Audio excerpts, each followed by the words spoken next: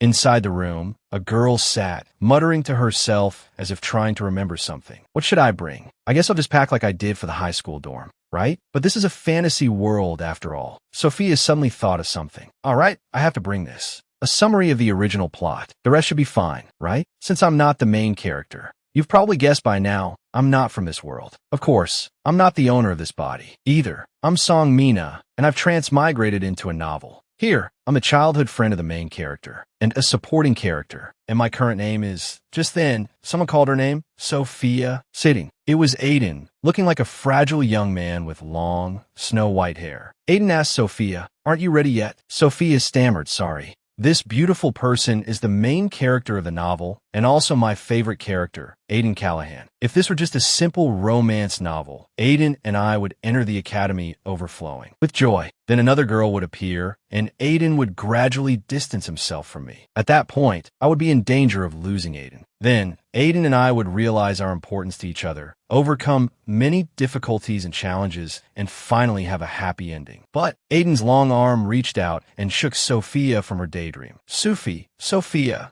what are you thinking about? I called you, but you didn't answer. Don't you want to go to the academy? Sophia was startled by Aiden suddenly getting so close to her, her girlish heart pounding that, oh no way. I can't miss this big life event. Aiden interrupted her impassioned speech. Really? But if you're this slow, we won't even see any cute guys, let alone the hot ones. Aiden's expression wasn't very pleasant at the moment. Sophia quickly realized her childhood friend was angry. She stammered, sorry. Aiden quickly grabbed her hand. You said you wanted to see cute guys, so we have to leave as early as possible. Sophia was a little startled by being pulled like that. She hurriedly exclaimed, Aiden, calm down. Don't be so hasty. Aiden continued to urge Sophia. You were the one who was clamoring to go early. Sophia thought to herself, right, if you look closely, this is still a romance novel. I've transmigrated into a boys' love novel. Aiden Enters the Academy, Not for Those Under 19, is a very popular novel where Aiden turns the academy into his harem. Devon's harem. Aiden has a delicate face like a flower, but hides a ruthless personality. He's so attractive that even the school's bad boys have risked confessing to try and win him over. Aiden Callahan, please go out with me. I'm already someone. Your looks are enough that I wouldn't be embarrassed. Aiden looked him up and down, appraising him. Thick glasses hiding his eyes, bowl-cut hair, fashion that even moms would criticize, and a confidence that kept others at bay. Finally, Aiden pushed this troublesome matter onto Sophia. He called his childhood friend, Sophia. Handle this. Sophia, standing beside him, clasped her hands and prayed, Oh Lord, another one wants to go home today. So she quickly called out to the boy, come with me for a bit. That guy, a little unhappy, protested, what are we doing in this deserted place? That was the pathetic scream of the clueless street boy. Sophia thought back. Aiden, unable to stand ugliness, asked me to punish him cruelly. I wonder how many eggs I've smashed already. She sullenly stuffed her belongings into her suitcase. This life has to end. Aiden, beside her, continued to urge his slow-moving childhood friend. Sophia, hurry up. You were so excited about the academy. Why are you dawdling now? Sophia whipped around, looking at him with fiery eyes. The academy, a paradise of handsome men. Now I won't have to deal with ugly guys anymore. I'll get to witness the love stories between Aiden and the handsome men firsthand. I'll become a true fangirl. No more time to hesitate. Let's go, Aiden. Outside, there was another person implicated by Sophia. He looked at his watch and muttered, it's time to depart. Just then, Aiden arrived. Sorry. My escort was slow. Sophia was carrying a mountain of luggage while Aiden walked empty-handed in front. The other person glanced at her and chuckled good-naturedly. It's all right. Let's get going. Sophia, having just boarded the carriage, was already grinning from ear to ear. So excited for the academy. The carriage traveled down one road after another. Then Sophia's cheerful voice rang out. Finally, we're in the capital. Since we're early, we can stroll around. Show off your good looks, Aiden. Let's go there first and then head back. Aiden, why aren't you answering? We have a lot to do. Her childhood friend, panting, said, Sophia, wait, hold on, I'm so tired. Sophia turned around, half kneeling, half sitting in front of him, and asked, tired? Aiden replied softly, of course, I'm not as strong as someone. Sophia said to him helplessly, but Aiden, if you rest now, it's such a waste. And you look so sexy. Come on, there's an event waiting. What event? It's unclear what Aiden said after that, but it seemed like he cursed at Sophia under his breath. She playfully reminded him, no cursing, it'll be censored. The two were buying things at a roadside stall, and a crowd had gathered, seemingly out of nowhere. Packing the street, Aiden felt truly bewildered. Sophia, his childhood friend, called in such a high-pitched voice, still felt happy. Does Aiden want to fight? Aiden's voice suddenly softened. Ah, there you are. Sorry, Sophia, you look so similar. I'm so tired, my vision is blurry. The stall owner they were standing at suddenly burst out laughing. Ah, yes, you look like a fish. Sophia wondered, oh, is that the shop owner? Aiden laughed along with the owner. He asked back, haha, right? Sophia looked at him in confusion, thinking, how is that right? The stall owner asked them, so what do you two want to buy? Aiden stroked his chin as if considering. Not me, but my escort forgot something, right? Sophia was suddenly burdened with another difficult problem, making her feel emotionally numb. Ugh, so sly. He's clearly here to find a boyfriend. What's with this excuse? I have other plans too. Today, an event will happen here. Aiden will be pickpocket, and Logan will appear to help. Logan, pretending to be a commoner, will start to notice Aiden. Aiden will decide to seduce Logan. But then, she glanced to the left and then to the right. Sophia leaned close to Aiden's ear and whispered, Aiden, there's no one handsome around. You need to attract more attention. Aiden asked to attract more. Immediately, he raised a hand and smoothly ran it through his waterfall-like long hair. He smiled and said, that's a piece of cake. All the extras there were blinded by Aiden's dazzling male lead aura. Sophia had to yell the light. It's so bright, I can't open my eyes. Ah, too handsome, I can't see. This isn't the time. Hurry. The two of them, a thief and a mastermind, both shouted in unison, right? Pickpocket. Catch. Then suddenly, the pickpocket realized something. He turned to look at Sophia. She was also staring wide-eyed at him, so surprised she could barely speak. Wah, how the pickpocket. Aiden, be careful. Aiden was still dazed from the earlier events. He turned to look at Sophia with a dreamy expression. The pickpocket was immediately captivated by his appearance. So beautiful. His hand trembled. Aiden still hadn't noticed the pickpocket right in front of him. He asked Sophia again, what did you say? I didn't hear you clearly. The pickpocket was so overwhelmed by his conscience that he could only brush past Aiden. I can't. The pickpocket was shocked by Aiden's celestial beauty. Meanwhile, Aiden still didn't know what the pickpocket had intended to do when Sophia suddenly rushed over Aiden. Are you okay? That guy was a pickpocket. Aiden asked in surprise, what? I thought it was a passerby, mesmerized by me. Sophia frowned, a hint of worry in her voice. Check your wallet. The original story is starting. Aiden fumbled around for a bit and then pulled out a brand new wallet from his pocket. Wallet? Still here. Oh, what's this? A contact number. Hearing Aiden's question, Sophia froze. Why is that there? However, Aiden didn't understand the chivalrous young lady's feelings. He was only concerned about her. Sophia, where's your wallet? You bumped into him too, right? Sophia snapped back to reality after Aiden's reminder. She reacted like a startled cat. What? He wasn't aiming for my wallet. No, it's gone. Aiden couldn't understand why his childhood friend was being so slow-witted at such a crucial moment. Are you stupid? But now, Sophia's biggest concern was her own wallet. It's gone. My wallet. No. Hey, stop. I poured so much money into this.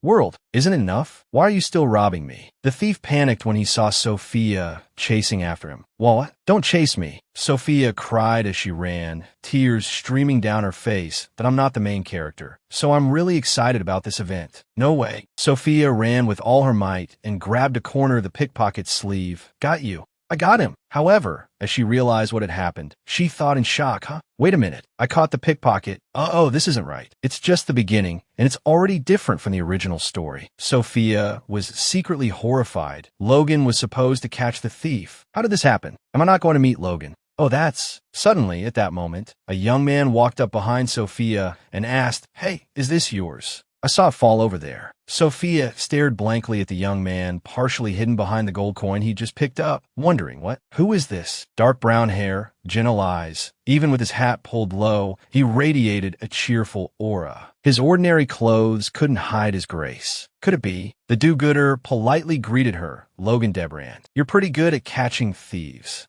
Are you okay? Sophia was stunned for a moment, inwardly surprised. Why was Logan here? Realizing she was being rude, she was about to say something when, suddenly, Aiden appeared in the distance and called her name, Sophia. She looked back at Aiden, secretly delighted. Finally, Aiden and Logan were going to meet. Aiden stopped and asked, Sophia, are you all right? Who's that with you? Sophia quickly jumped up and ran toward him cheerfully. Aiden, you're just in time. This is Logan. I just met him. Aiden smiled outwardly, seemingly greeting him politely, but his subsequent actions were anything but proper. He scanned Logan from head to toe. Sophia, standing beside them, scolded him inwardly. Don't stare like that. Immediately, Aiden transformed into a true charmer, extending his hand to greet Logan elegantly. It's a pleasure to meet you, Logan. I'm Aiden Callahan. Witnessing this charming display, Sophia couldn't help but squeal internally. Aiden smitten. This is amazing to see firsthand. Logan quickly grasped Aiden's outstretched hand. He returned Aiden's greeting, but his eyes were fixed on Sophia. The pleasure's all mine. But what's your name? Caught off guard, Sophia stammered. Huh? Me? I'm Sophia Saran. She was inwardly shocked. Logan, you're supposed to be looking at Aiden. Our Aiden is hurt.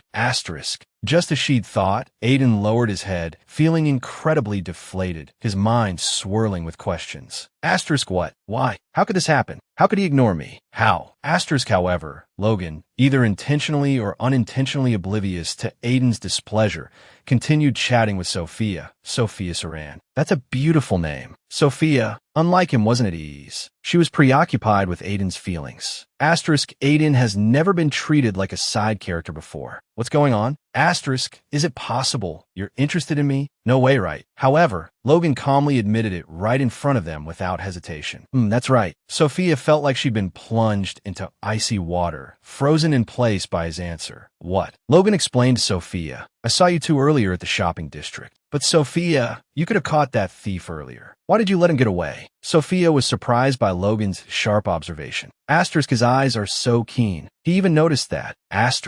Seeing Sophia didn't answer, Logan continued. Why did you do that? If you don't mind me asking. You're a fast runner too. Sophia was so stunned she couldn't utter a word. I'm doomed. She tried to think of an excuse, starting to say, well, actually that's... Suddenly, Aiden interrupted her. No, it's not okay. What right do you have to interrogate my bodyguard? Come on, Sophia, we don't need to hear any more. Sophia, being pulled away so abruptly, felt something was off.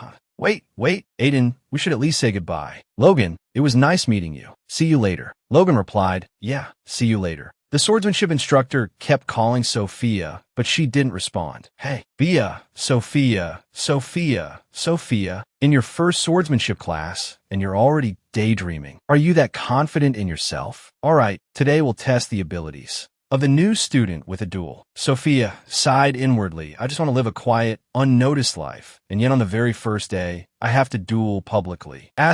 Nothing's going smoothly. I wonder if Aiden's okay. Not that it's something I can worry about right now. The encounter with Logan kept replaying in her mind. In the original story, the theft was the first opportunity for Logan and Aiden to meet. That encounter made them curious about each other. And was the beginning of their relationship. Aiden, what's wrong? Although she cared for him, his tone seemed a bit irritable. I don't know. Sophia froze. Aiden, he's definitely sulking because he wasn't noticed. My favorite character is so cute. But just as she was still smiling foolishly, a voice from across from her rang out. Are you still not focused? This is an evaluation match. After all, you should respect your opponent. Sophia snapped back to reality. I was so lost in thought that I didn't notice. He must be angry. But he's so handsome. Or are you seriously challenging me? I won't go easy on you. Sophia was startled. Wait.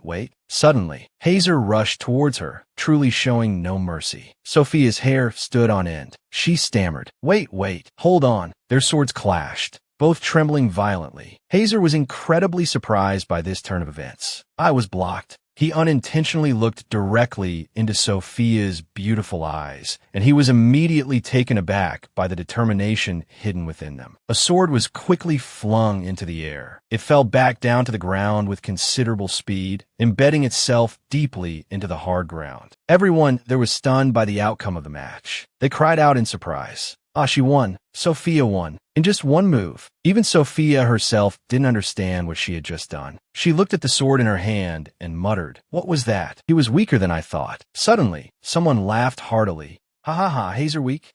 You're quite amusing. He's Hazer Connor, second best in the Swordsmanship Club, and I'm the club president, Richard Morrison." Hearing this, Sophia's jaw dropped in astonishment. Asterisk Richard, Hazer, they're both main characters. No wonder they're so handsome. Asterisk. I can't get any more involved. However, it's funny how when she was about to run away, Richard dealt her a painful blow. "Sophia, duel me." Sophia flatly refused, "No." Surprisingly, Hazer also voiced his objection, "No way." Richard put his hands on his hips and angrily said, "What? Were you to say yes or no?" Hazer stubbornly argued back. "She just finished a duel. Why don't you respect the competitor?" Richard gritted his teeth and hissed, "Since when do you get to talk about respect? Are you trying to lecture me?" Hazer didn't back down. "Please don't treat anyone like that." Sophia, standing beside them, was so amused she couldn't help but giggle. Are they arguing because they're jealous? I kind of want to see them kiss. Hazer was serious. "If you want to duel, then duel with me." Provoked beyond reason, Richard snapped, "What? Fine, let's duel." Sophia finally came to her senses.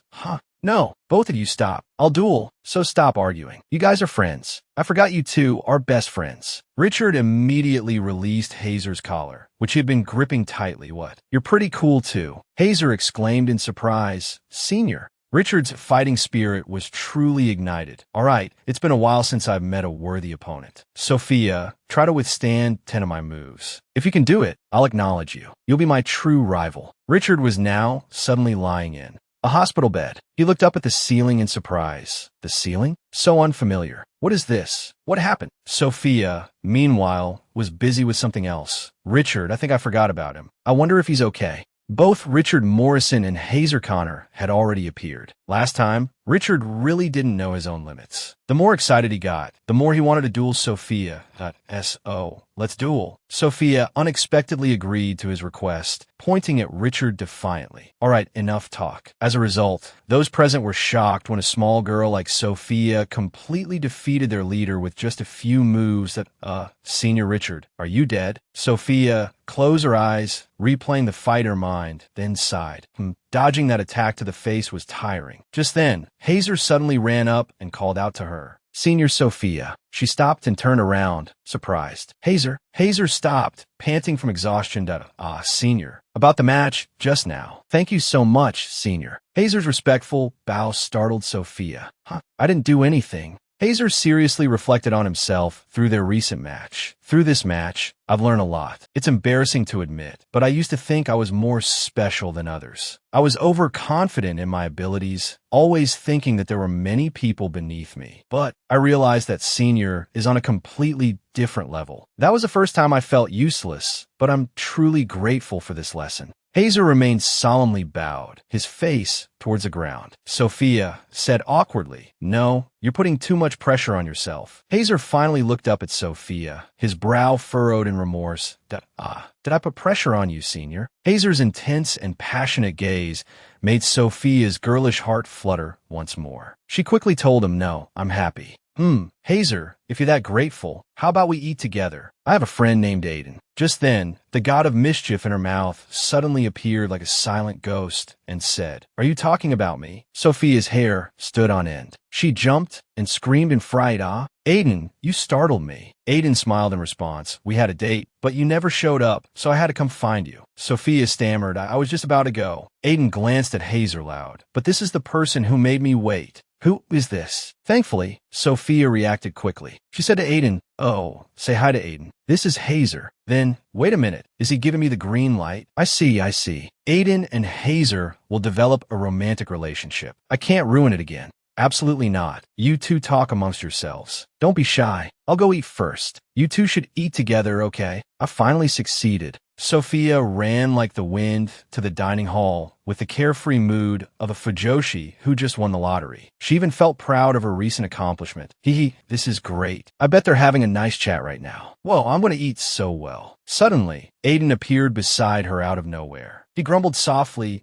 Sophia cried out in alarm. "Aiden, why are you here?" Aiden calmly looked at her and gently reminded her, "Be quiet, Sophia." Why are you eating alone without calling me? Sophia didn't know how to explain herself. Aiden, he was worried about me? From her rose-tinted perspective, Sophia saw Aiden in a completely different light. How could you let me eat alone? Sophia was thrilled. He's the one I like, not only handsome, but also kind. However, imagination is often different from reality. At this moment, her Aiden was acting like an abandoned child. How could you leave me alone? Sophia looked at him in confusion. What's wrong? Is something wrong? Aiden picked up a piece of meat and held it up in front of him, replying in a very low voice. How could things be okay? It hasn't even started yet. He recounted to her the very brief conversation between himself and Hazer, Senior Aiden. Are you close with Senior Sophia? Aiden ruffled his hair and yelled. He only asked that one question, and then he ignored me. How dare he treat me like that? Sophia looked away in fear, nervously echoing him. Yeah. According to the setting, Hazer respects the strong. The first strong person in his life was his mother. The next was Richard. Because I defeated Richard, so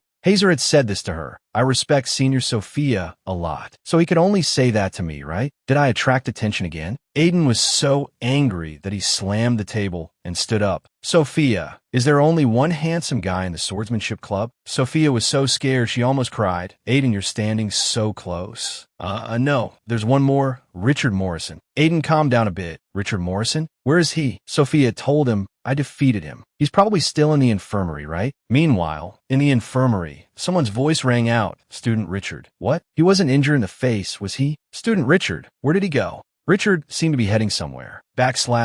Don't worry. I know who it is, so I know my limits. Sophia continued chatting with Aiden. You'll probably meet him soon, but eat first. Lunch. Do you know how precious this is, Aiden? He mumbled in response. Yeah, you live off rice. Sophia explained, of course. Koreans know. Deepen's live off rice. Thank for the meal. The next second, she was stunned by the chaotic scene before her. Window shards rained down like confetti. Richard's frantic shout echoed. Sophia. The shattered glass flew outwards, even landing in her food. Richard boasted, I went looking for you as soon as I woke up. Sophia stared at her rice. Richard, oblivious to her reaction, continued, let's fight. Oh, you don't have a weapon. Maybe next time. However, Sophia responded coldly, no. You dare run after ruining my precious meal? Fight. This is my weapon. The students in the dining hall gaped in disbelief. Richard scoffed, using sword key on a knife. Haha, who do you think you are? Sophia, enraged, seemed to transform. Sword key? Just sword key? I can do that. Sword key is made from key. She had actually created her own formidable weapon.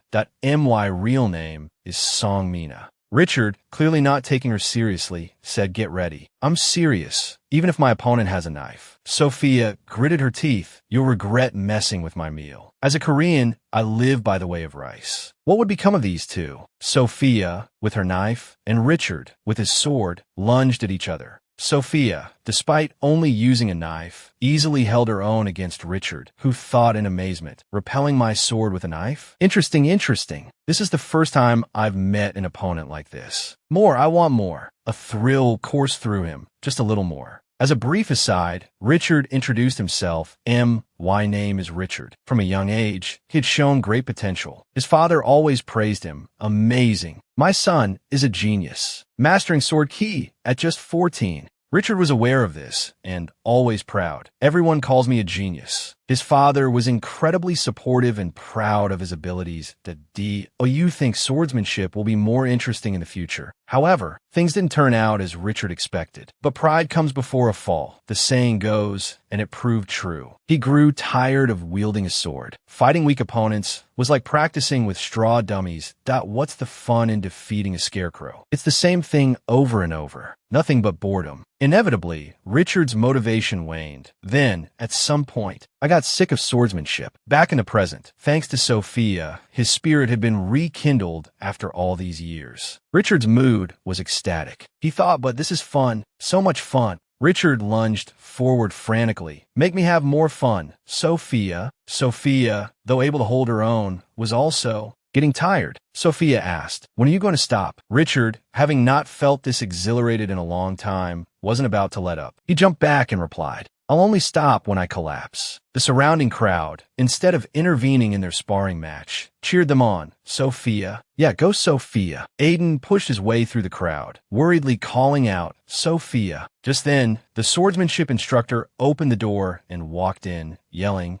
No, stop that. Bullying a new student, Richard, if you dare. However, instead of seeing Richard dominating, he found Sophia grabbing Richard by the collar. Sophia, holding a knife in one hand and Richard's collar in the other, her face slightly scratched, turned around abruptly. Seeing Sophia, Richard quickly hid his knife and exclaimed, Dad. The instructor grabbed Richard by the scruff of his neck and dragged him out, scolding him, sneaking out of the infirmary. Richard could only protest as his father dragged him away, Dad. As the instructor pulled Richard away, he didn't forget to address Sophia. And you, Sophia, your sword key is impressive, but no sparring without permission. Reflect on your actions. Richard, still full of energy, called out, Sophia, let's spar again next time. Come on, let's go, you brat. Sophia then realized she was in trouble again. Oh no, Sophia and her mess. Not only had she revealed her plan, but she had also made quite the impression on everyone. Because of this incident, Aiden's opinion of Richard plummeted. Afterward, Richard continued to seek her out. From that day on, Richard would approach Sophia every day, challenging her, Sophia, spar with me. Sophia, after class, spar with me. Sophia had refused him numerous times. Stop bothering me. She'd make excuses. I already have plans with Aiden. Sophia found it incredibly annoying, thinking to herself, Richard has been pestering me constantly. Hearing her excuse, Richard suddenly looked at Aiden and muttered, Aiden, you. Then he immediately accused, Sophia won't spar with me because of you. Aiden's dislike for Richard grew, but he maintained his composure, replying, because of me. Richard persisted in asking Sophia, when will you spar with me? The twins, noticing the commotion, said to each other, Brother, let's go. Sophia thought to herself, troubled, I haven't even had a chance to talk to the twins properly, and our relationship has already soured, all because of the commotion in class. Damn it, Richard, I never want to spar with him again. But Richard was like a leech, clinging to her relentlessly, making Sophia extremely frustrated. The more I avoid him, the more he chases me. Like every other day, Richard was looking for Sophia to spar. He called out everywhere, Sophia, Sophia, where are you? I know you're here. I figured you'd be in the dining hall at mealtime. Sophia hid under a table, covering her mouth to avoid making any noise.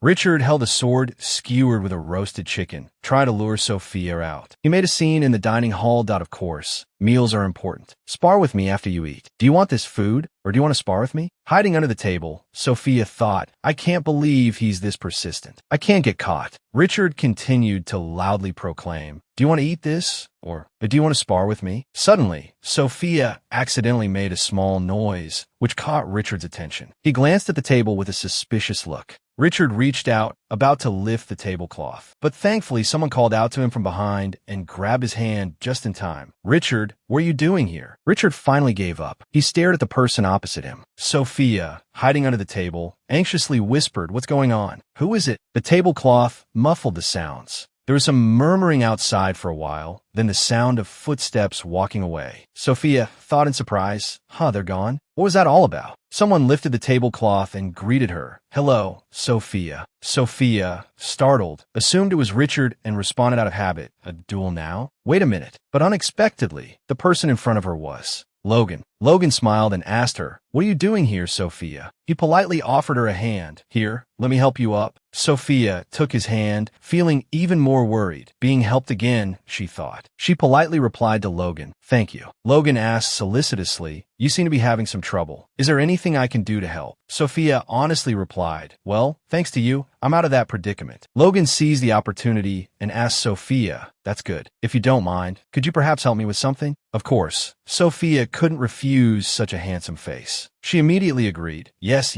of course. Although she told herself not to get involved in anything else, Logan had only said a few words, and it seemed like this might be quite troublesome. Blinded by his good looks, Sophia enthusiastically agreed, forgetting her previous reservations. The more troublesome, the better. I love trouble. Logan replied, really? Well then. And so, Sophia ultimately decided to help Logan. What's the worst that could happen from helping someone? That evening, Sophia went to see her teacher. Seeing her, the teacher asked, Sophia, Are you here to pick up your dorm key? Sophia scratched her head sheepishly and replied, Yes, I'm a little late, aren't I? Ha! The teacher cheerfully replied, It's all right. Since you just arrived a few days ago, I figured you must be busy. This teacher's name was Sky, and he was an elf. Sky was Sophia's homeroom teacher and also the dorm manager. Suddenly, Sky asked her, I heard that Richard has a crush on you, Sophia. The image of Richard constantly clinging to her and demanding a duel flashed through Sophia's mind. I have to go. I can't go anywhere, she thought, trying to suppress her irritation. Has the rumor spread that far already? She wondered. Fortunately, Sky didn't ask any further questions. He handed her the key and instructed, This is the key to your room, 305. Oh, Sophia, are you aware of the prohibited items in the dormitory? Sophia immediately replied, Ah, yes. Dangerous things like knives, flammable items, pornography, and gambling paraphernalia. Seeing Sophia's accurate and complete answer, the teacher said, That's right, you've got a good grasp of the rules. In that case, there's no need to check your bag, is there? Sophia took the key and turned to leave, replying, Of course not. But the teacher had no idea that her bag was full of boys' love H+ books. Sophia felt a pang of guilt. That I'm sorry, teacher, she thought. Sky gave her some further instructions and wished her good night. Just go straight down that hallway and you'll find your room. Good night, Sophia. Sophia followed the light to find her room. As she walked, she pondered, Is it already this late? So much has happened in just one night. She suddenly remembered Logan's offer from earlier. Sophia, could you help me? It might be a bit of a hassle. Of course, hearing him say that, Sophia couldn't help but agree immediately. Great, I love hassles. But will I be able to help? Logan replied, Of course. I heard you took down both Richard and Hazer. You're a genius. At that point, Sophia could only listen to the handsome man, sighing to herself, So handsome. Then she blurted out, Gorgeous. No, not that. Yes, of course. Next time, just call me. But Sophia was still rational enough to wonder, Even so, why would he need someone like me? After thinking for a while, she finally arrived at the place her teacher had instructed, room 305. Sophia, Saran. Clare Harbor. Despite the handsome man's influence, Sophia still felt weak. But still, I've already shaken hands with a hottie. Can't wash my hands of it now. Sophia politely knocked and called inside. Is anyone there? Not hearing a reply, Sophia opened the door and stepped in. She wondered, No one's here. Sophia slightly opened the door and whispered inside, I'm coming in. Suddenly, the person inside spoke up, Wait. Sophia looked in surprise at her roommate. Inside the room, a girl was still struggling with a pile of books. She was crying and saying, I haven't finished cleaning up yet. Sophia looked at the title of the book and asked, That book is... The girl startled and explained, No, this... Afraid that Sophia would report her for breaking the rules, her roommate cried out in fear, Please don't tell the teacher. Sophia then took out a book with the exact same title from her bag and said, Wait, calm down. Not stopping there, Sophia took out book after book and showed them to her roommate. Look at the books in my bag, like a fish in water. Realizing Sophia was also her ally, the girl exclaimed excitedly, Could it be that you also are a comrade? Then she introduced herself. I'm Clare Harbor. Sophia replied, I'm Sophia Saran. Have you seen that one? Clare excitedly answered, Of course. And from then on, the two of them became best friends. After talking for a while, they suddenly got into an argument. Clare was on team content. She stated her opinion. What? Why do you hate them as a couple? They've never even talked. If there's no plot, they can't be a couple. But Sophia was on team visuals. She immediately argued back. What are you talking about? Faces are logic. As long as they're handsome, it's fine. Hot guys and hot guys are the truth. And so they went back and forth. One argued that the plot was important. The other argued that looks were important. They bickered loudly. Plot is important. Looks are important. After arguing for a while, there was a knock on the door. Sophia, who was in the middle of a heated debate, stopped and asked, Looks? What is it? Hold on. She ran to open the door, but didn't forget to continue her argument with Clare. We'll talk later. Looks are everything. Sophia cracked the door open and asked, Who is it? But upon seeing the figure outside, Sophia was startled and screamed. The person outside had messy hair and dull eyes like a ghost. A deep voice spoke. Looks or plot? Can't you be quiet? He threatened. If my spell has problems, are you going to take responsibility? If this happens again, you're dead meat. Sophia trembled and replied, Sorry. Then he left, grumbling. Remember that, Clare said, sweating as she asked Sophia, Are you okay? Sophia, unsteady on her feet, stammered, I thought I was going to die. Why is he so angry? Clare explained, He's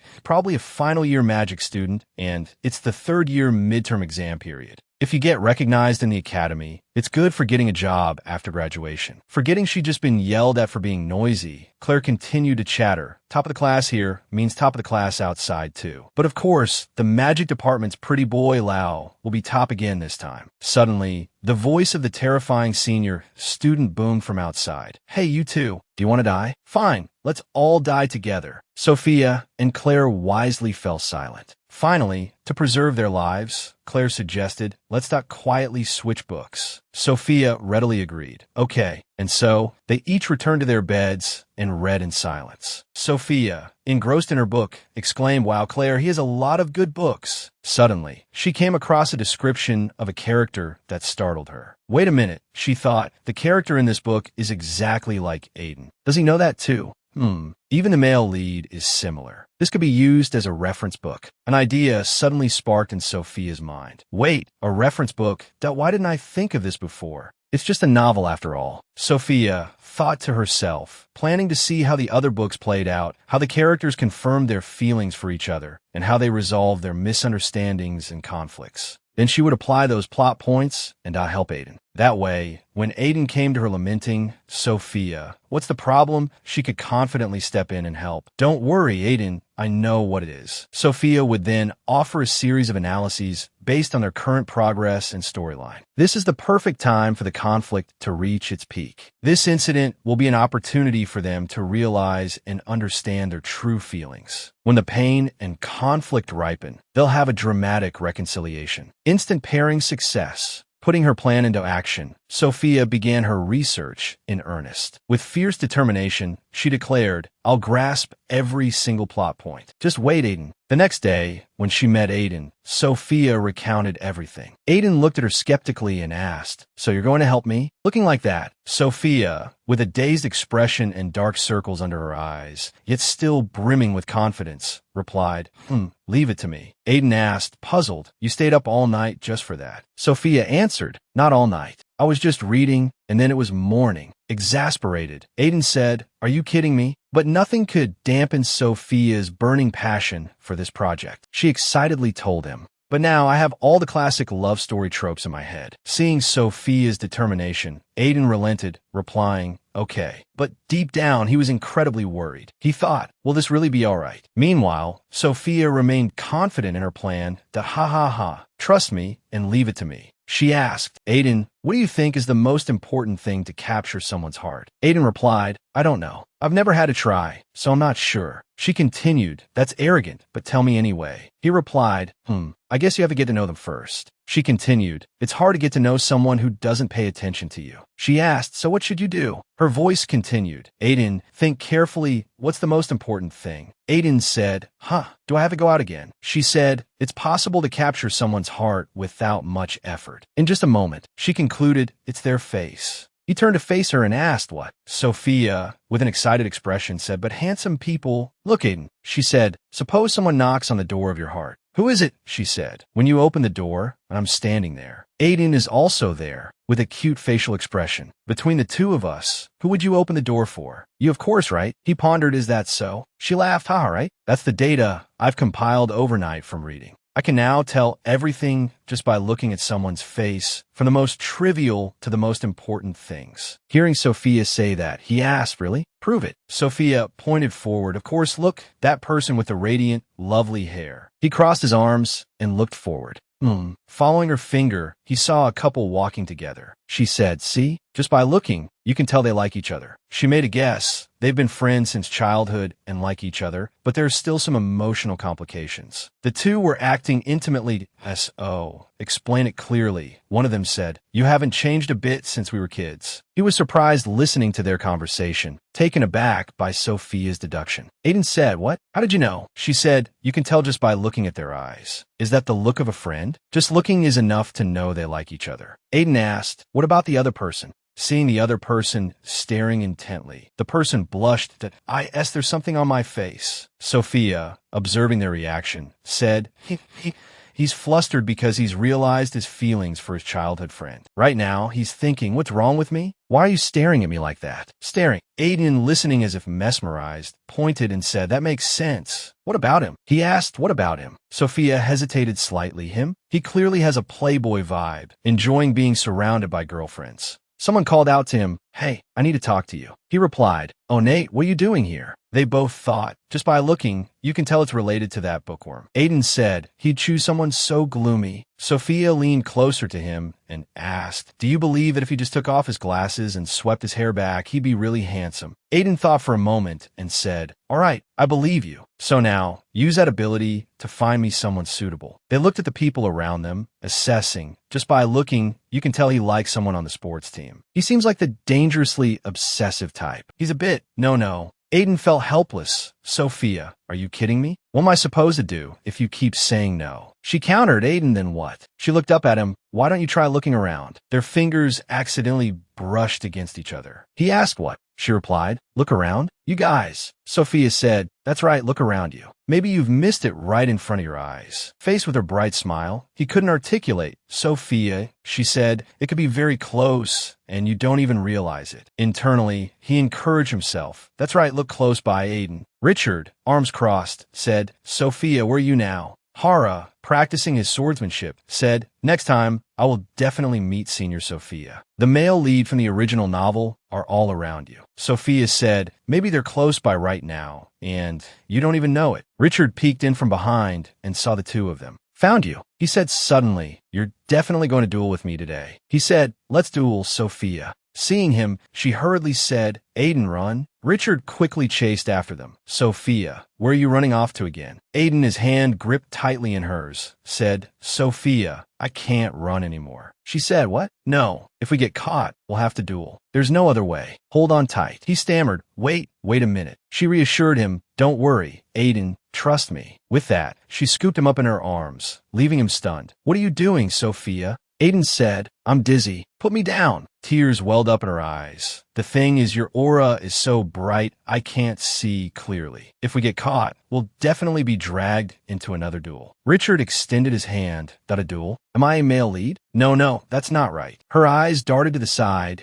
There's no one here. We have to go somewhere else. She looked around, found him. Her forward gaze was very different. Even from afar, she couldn't see his face clearly, but just a glance told her he was a male lead. She looked around, found him, and her look ahead was very different. Even from a distance, she couldn't see his face clearly, but just a glance was enough to know he was a male lead. From the novel, Sophia said, Aiden, change of tactics. Sudden collision tactic. He was frightened. What? Wait a minute, Sophia. Leo Hudson, with this test, you'll get a perfect score. Very good. The other person said to Leo, the Emperor has high expectations for you, and of course, so do I. You know that, right? Leo said yes. The other person replied, so finish strong until the very end. He obeyed. The two behind them were arguing. Aiden, trust me. He said, hold on, what are you planning to do? Aiden was scared. Sophia, the sudden collision tactic you mentioned isn't about accidentally bumping into someone while walking down the street. How could you throw me like that? He said with difficulty. Sophia, how can I trust you?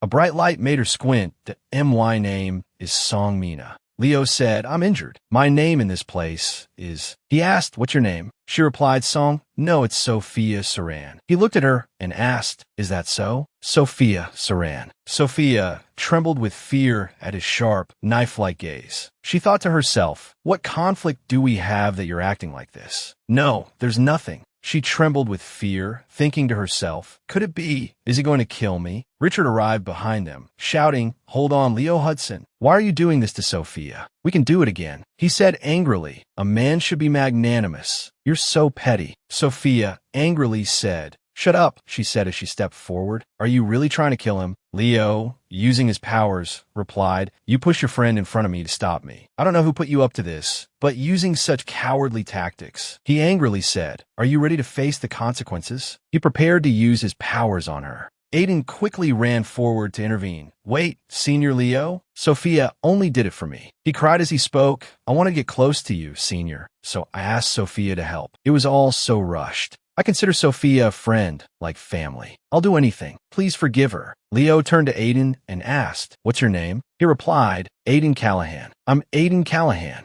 Sophia, at this moment, was screaming with joy in her mind. Yes, that's it. It's you, Aiden. Both of them looked at her strange behavior. Leo thought to himself, what's this? She can dispel my magic? A magic-resistant body? I thought she was just a simple fool. Then he called out to her, hey you, come here. Like a startled rabbit, she replied, why yes. He thought this can't be. I need to check. He ordered Sophia, give me your hand. He asked her, your hand. You said you'd do anything, right? Confused, she asked, yes, Senior Leo. What is this? He said, a magic bracelet. When I give the command, come to my lab. Oh, and don't even think about taking it off, no matter what. Leo put on his hat and continued, if you break it, you'll have to make me another one. You'll do chores, errands, anything I ask. Simply put, while wearing this bracelet, you. Claire gasped in disbelief. A slave? Sophia quickly covered her friend's mouth. Class isn't over yet. Hearing the commotion, the teacher warned, you two be quiet. Sophia mumbled embarrassedly, yes. How embarrassing. She unfolded the note Claire had written. Sophia, Sophia. Sophia reminded her friend, are you still going to keep talking?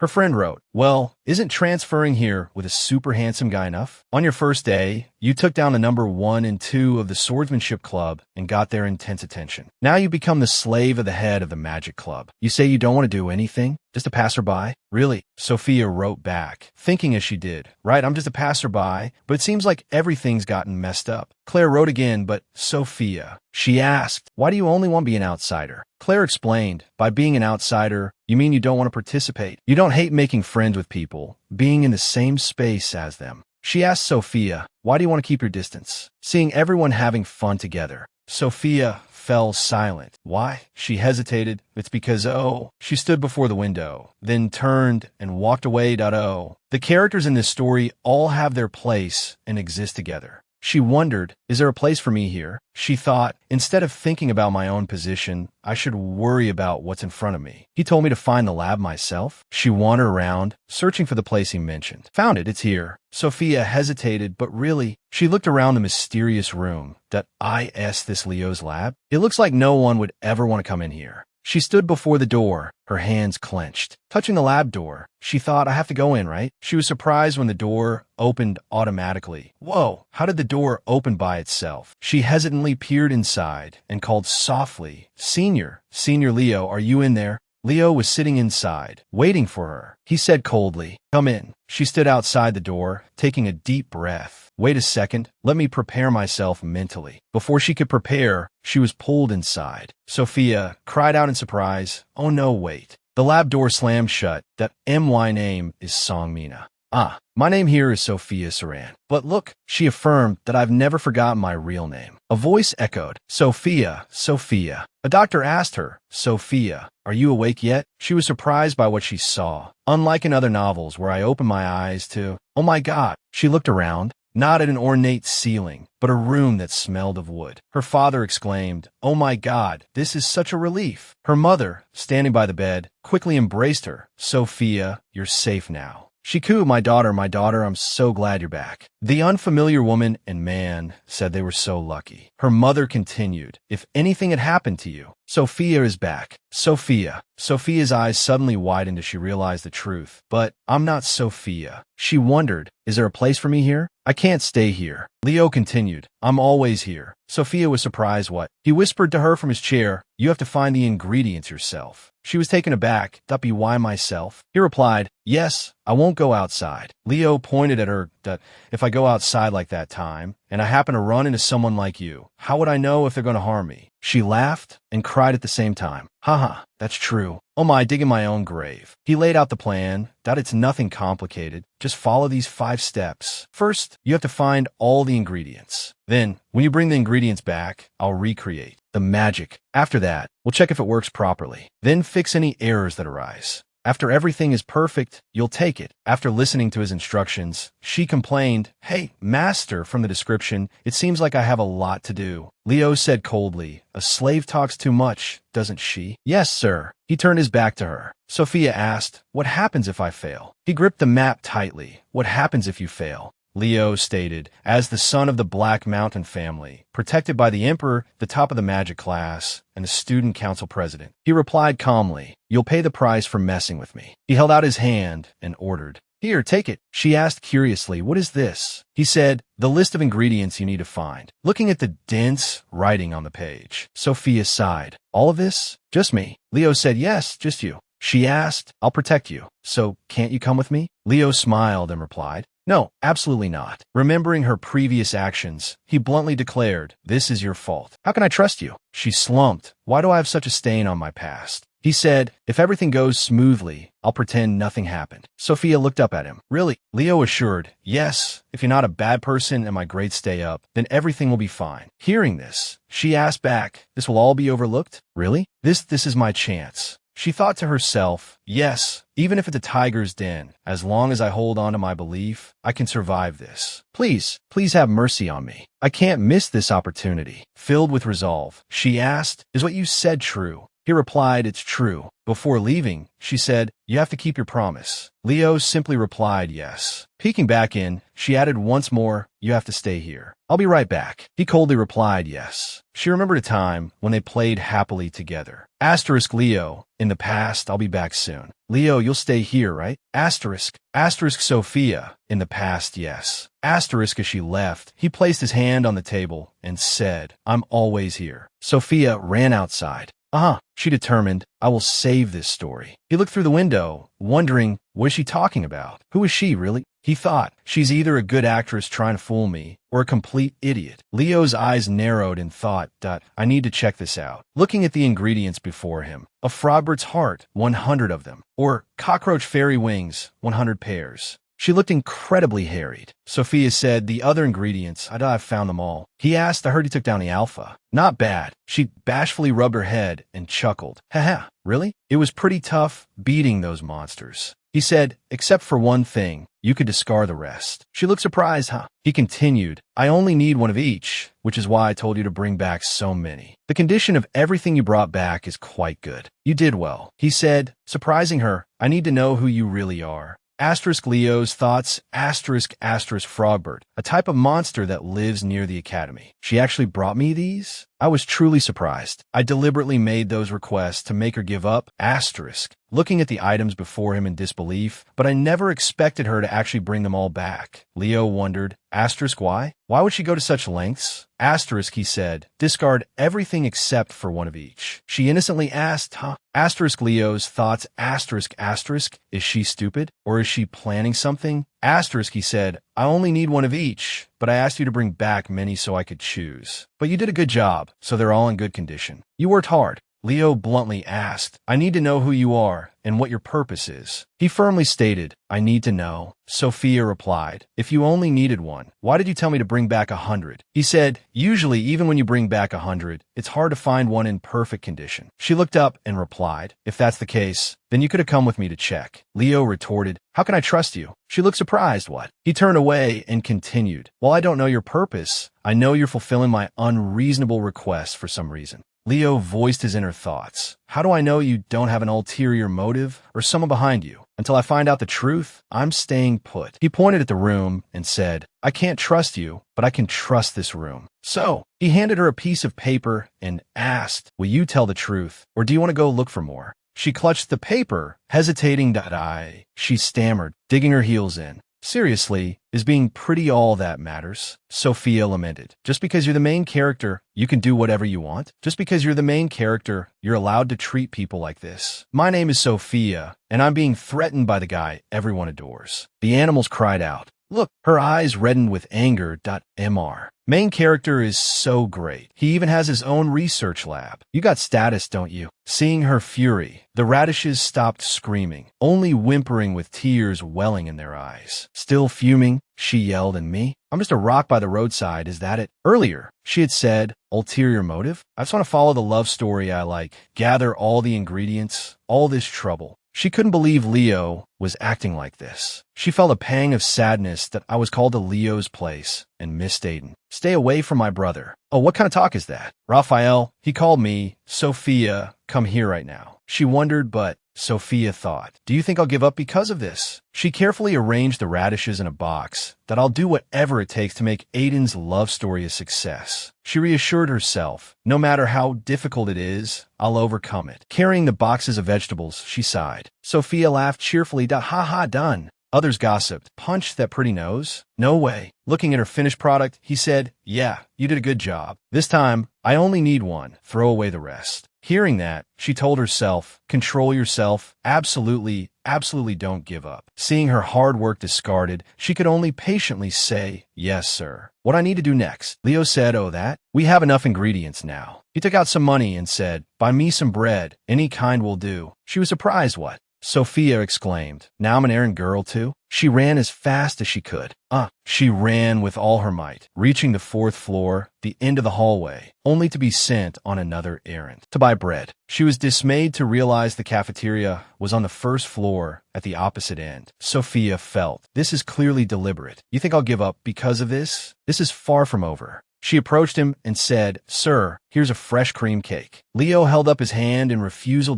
I don't like fresh cream cake. Give me something else. She quickly ran off. She dashed down the hallway like the wind, not giving up, no way. She brought back what he asked for, but he said, Saburo bread? What if the crumbs get scattered in the room and ruin the experiment? Is it your intention? She continued on. Absolutely not. He held out his hand again and said, I think the first one was best. Buy me that one again. She thought angrily, you want to pick a fight, don't you? She affirmed, of all the main characters, Leo is the first one I hate. She went back down to the cafeteria. What am I supposed to do now? Aiden asked her, what are you doing here, Sophia? Her eyes sparkled pitifully. Aiden, save me. He asked, what do you need help with? She replied, I don't know which pastry choose. The people around them murmured, what? That's it. He's so handsome. He should just buy all of them. They looked at Aiden like this with that face. She continued, everyone line up. I'll buy pastries for everyone. The others thanked him. Aiden, thank you for helping me buy pastries. He said, you're welcome. She thought, phew, thanks to Aiden, I survived. She confidently picked up a basket of pastries that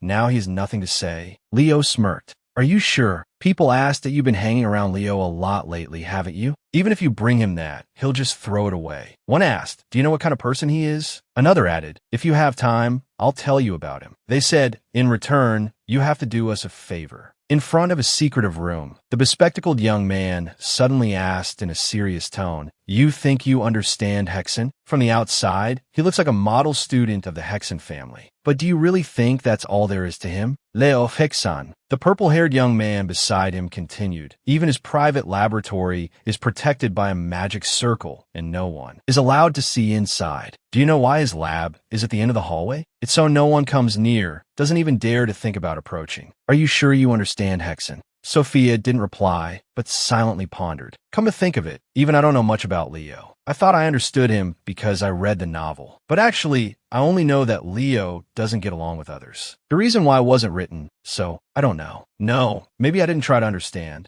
Leo, I think that's Aiden's role. Putting his arm around her shoulder, the bespectacled young man sneered. Actually, you don't care whether Leo eats bread or not, do you? Sophia was a little surprised. The purple-haired young man chuckled, continuing, so, can you do us a small favor? Sophia was again surprised. Both of them asked aloud in unison, so, can you do us a small favor? Hearing this, Sophia's face paled as she worried. Who are these guys? Were they in the original story? Should I stay still or do something? One of them quickly suggested, hey, you just need to take this to him. The other continued, if it's this pastry, will he eat it? He thinks he's so great that he looks down on everyone else. Everyone is beneath him and not worth associating with, right? The young man said with utter contempt, even a magic circle. It's laughable. Listening to them, Sophia couldn't help but feel confused. Did I ask that really true? I can't say I know Leo well, but the Leo, the first, no, isn't like that. Thinking this, she suddenly remembered a conversation she had with Leo not long ago. Sophia, why don't you give up? She asked back in surprise. He murmured, you don't have to stay here anymore. She asked back, sweating and bewildered. He lowered his voice and advised, they've bullied you this much already, and the person behind you can't do anything anyway. No one will blame you if you give up. I don't know what you're planning, but don't try to win my favor. Go back to whoever you want to be with. Despite saying such harsh words, Leo still looked very lonely, as if he was afraid of getting close to anyone. It's funny if I feel like that image resembles myself. I don't know why the main character in the novel, like Leo, is so similar to me. Seeing Sophia about to step into the magic circle, the boy with glasses hurriedly asked, are you going in? You can't go in. The purple-haired boy added, the magic circle is dangerous to touch. Be careful. She didn't reply, but thought to herself, if I don't try to go in, how will I know? Then, knocking on the door, she asked, Leo, may I come in? Seeing the door slowly opening, the boy with glasses couldn't help but be surprised. The door. Stepping out, Leo asked with a hint of reproach. Since when did you need to ask permission? I left the door open for you. I said you could come in. Have you finished the task I gave you? She quickly handed him the basket of pastries and replied with a bright smile, Yes, you'll definitely be satisfied this time. He asked in surprise, Really? It seems like you brought things I didn't ask for. Why are they with you? Hearing this, the boy with glasses quickly waved to her and said, Oh, Sophia. The purple-haired boy added, We're leaving now. Thanks to you. Seeing both of them leave, Leo immediately went back inside and placed the basket of pastries on the table. Then, he suddenly covered his face with his hands and sighed. He then turned and asked, What did they say to you? Sophia asked in surprise, What? Yes, he repeated. What did they say? She imagined a scene of him like a king drinking wine on his throne, while the two from earlier knelt below, bowing their heads and begging for forgiveness. Embellishing a bit, she replied, that you're arrogant and self-important, treating everyone like insects kneeling at your feet, an arrogant genius. He asked in astonishment, Me? Oh, those people misunderstand others. I don't believe it. He asked with a hint of surprise, Really? It's okay. Even if you believe it, it doesn't matter. You're no different anyway. She explained, flustered. No. Oh. Seeing his displeasure, she worried herself. Doesn't trust me. If everything ends well, my original plan will succeed. I'll return to my role as an observer without interfering. Right, that's definitely what I want. But why am I not doing that? Thinking this, Sophia unconsciously clenched her fists. Then she declared loudly, I'm doing this for Aiden. Bad intentions or being manipulated by someone. None of that is true. Aiden is my childhood friend. Saying this, she quickly recalled her childhood, where someone suggested, Say hello to him. Seeing Aiden, Sophia couldn't help but think in awe, Wow, he's so handsome.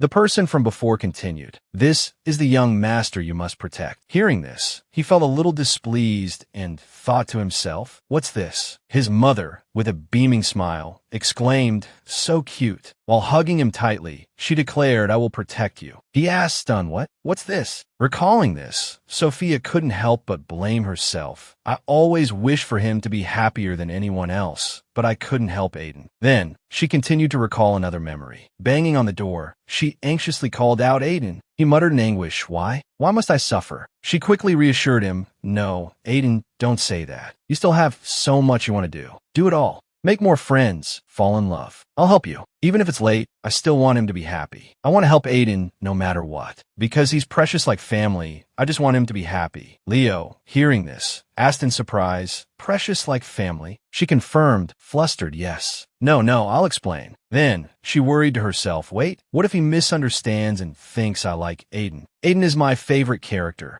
Of all, she stammered, I mean to say that Aiden is... He quickly interjected, It's okay. You don't need to explain. Also, someone precious like family. Having said that, he immediately recalled the past. Seeing that the space was quite dark, I immediately used a match to light the candle I was holding. When the room was illuminated by the flickering candlelight, the picture of my whole family immediately caught my eye. This place doesn't really feel like my home, even though I played the role they wanted. It wasn't my true self. Still, I had to endure it to protect the person I cherish more than family. Just like recalling this, Leo bluntly stated, Sophia Saran, I'm sorry for not believing you all this time. Hearing this, Sophia encouraged herself internally, but we're already this close. I can't ignore it. Then, he slowly moved his face closer to hers and softly called, Sophia. What are you thinking? She thought, embarrassed, so close. Then she suddenly yelled, causing him to quickly say, Sophia, calm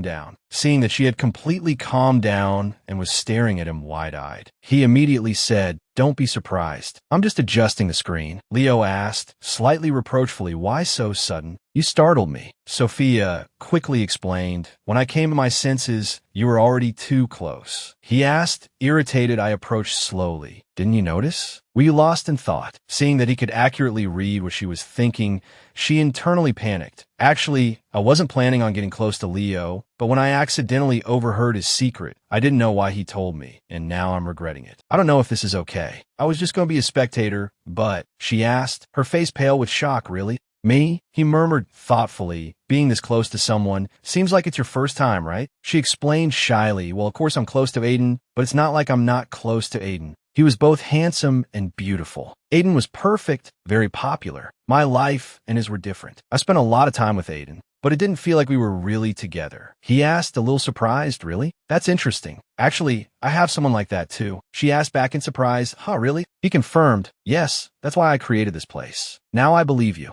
Seeing her suddenly freeze and not say a word, he quickly asked, Sophia? She broke out in a sweat, embarrassed, thinking, is it okay for me to hear this? I think I've gained a lot of favor. Leo's affection has increased. Leo quickly called out again, Sophia, imagining through Sophia's eyes. This was originally Aiden's job. Why did I steal it? Leo frowned slightly and reached out, calling again, hey, Sophia. She suddenly explained, there's a reason why this magic circle is located so deep. It's so you can be comfortable without worrying about other people's eyes. Then she continued silently in her mind. So, what those people said before was completely wrong. While scratching her head and chuckling, she continued, I've intruded on this space too much. Honestly, I want to come here more often. He suddenly asked seriously, really? Then show me your hand. She asked blankly, huh? He quickly pointed and replied, your hand. Hearing him say that, she quickly held out her hand to him. To hold. She asked innocently, like a puppy, smiling my hand. Her incredibly cute expression made him unable to resist bursting out, laughing. Seeing that, she couldn't help but ask indignantly, why are you laughing? You told me to hold it out. He laughed heartily and replied, you were just like a poppy dog. She asked cluelessly, what? What kind of dog? He immediately corrected her, not a dog, a poppy. I used to have a dog just like you, similar in appearance and always causing trouble. Here, I've changed the bracelet's magic. Hearing him say that, she couldn't help but think irritably, does he mean I act and look like a dog? Meanwhile, he calmly continued, now, whenever you want, you can come and rest. She asked in surprise, wow, really? He quickly confirmed, yes, here you don't have to worry about other people's eyes. Only those I allow can enter this place. You can escape here and rest. Even Aiden, her best friend, Sophia couldn't help but ask suspiciously, can I really come here anytime? He immediately confirmed, yes, this is the purpose I created this place for. So, she continued excitedly, hee great, next time I'll bring cake. He cheerfully suggested, feel free, but first you have to quickly finish the cake you brought. Suddenly sensing someone standing outside the door, she quickly turned and checked. To her surprise, she saw Aiden standing at the door. So, she immediately called out, Aiden. Just as she was about to step outside, Leo asked, Sophia, how did you get this cake? She turned her head slightly and suggested, wait a minute, just now, behind the door. He unfazed exclaimed, wow, this bread, I really like it, but I haven't seen it for sale in a while. Hearing him say that, she immediately ran over and loudly stopped him. Wait, no, that belongs to those people from earlier. A moment later, a loud whistle suddenly pierced the air. Leo abruptly and irritably demanded, I knew it. I can't believe this. Give me the bracelet back. Sophia retorted indignantly. Huh? How can you ask for it back after you just gave it to me? No way. I won't give it back.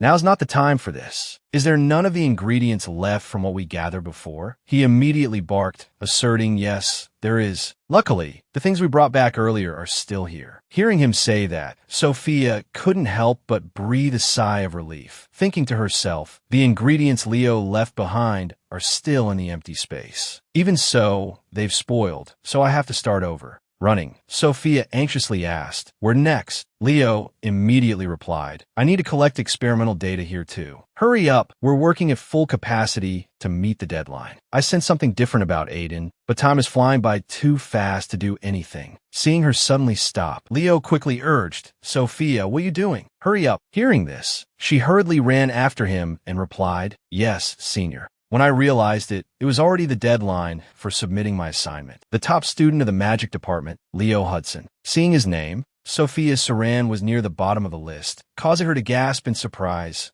Then she continued to think to herself, the third-year graduation exam period is the same time as the first and second-year exams. Sophia suddenly remembered Sky's warning to her and Aiden not long ago. Aiden, Sophia, the exams are coming up. If you fail, you could be held back a year, so be careful. Of course, I'll do well no matter what, right? Aiden replied with a grin. Sophia confidently thumped her chest and assured, of course. It's nothing to worry about, Professor. Back to the harsh reality. Staring at her name on the board, Sophia broke out in a cold sweat, thinking in shock, my name is Sophia Saran, and I failed miserably on the first exam. Then, she couldn't help but sigh dejectedly, I failed. After that, she suddenly thought with joy, oh, but Aiden is first. As expected of my favorite person, the top student of the second year, Aiden Callahan. After thinking this, Sophia happily pointed at the board and announced, Aiden, look, your name is at the top of the list. He snapped irritably. How can you still laugh? Sophia, do you realize that if you're held back,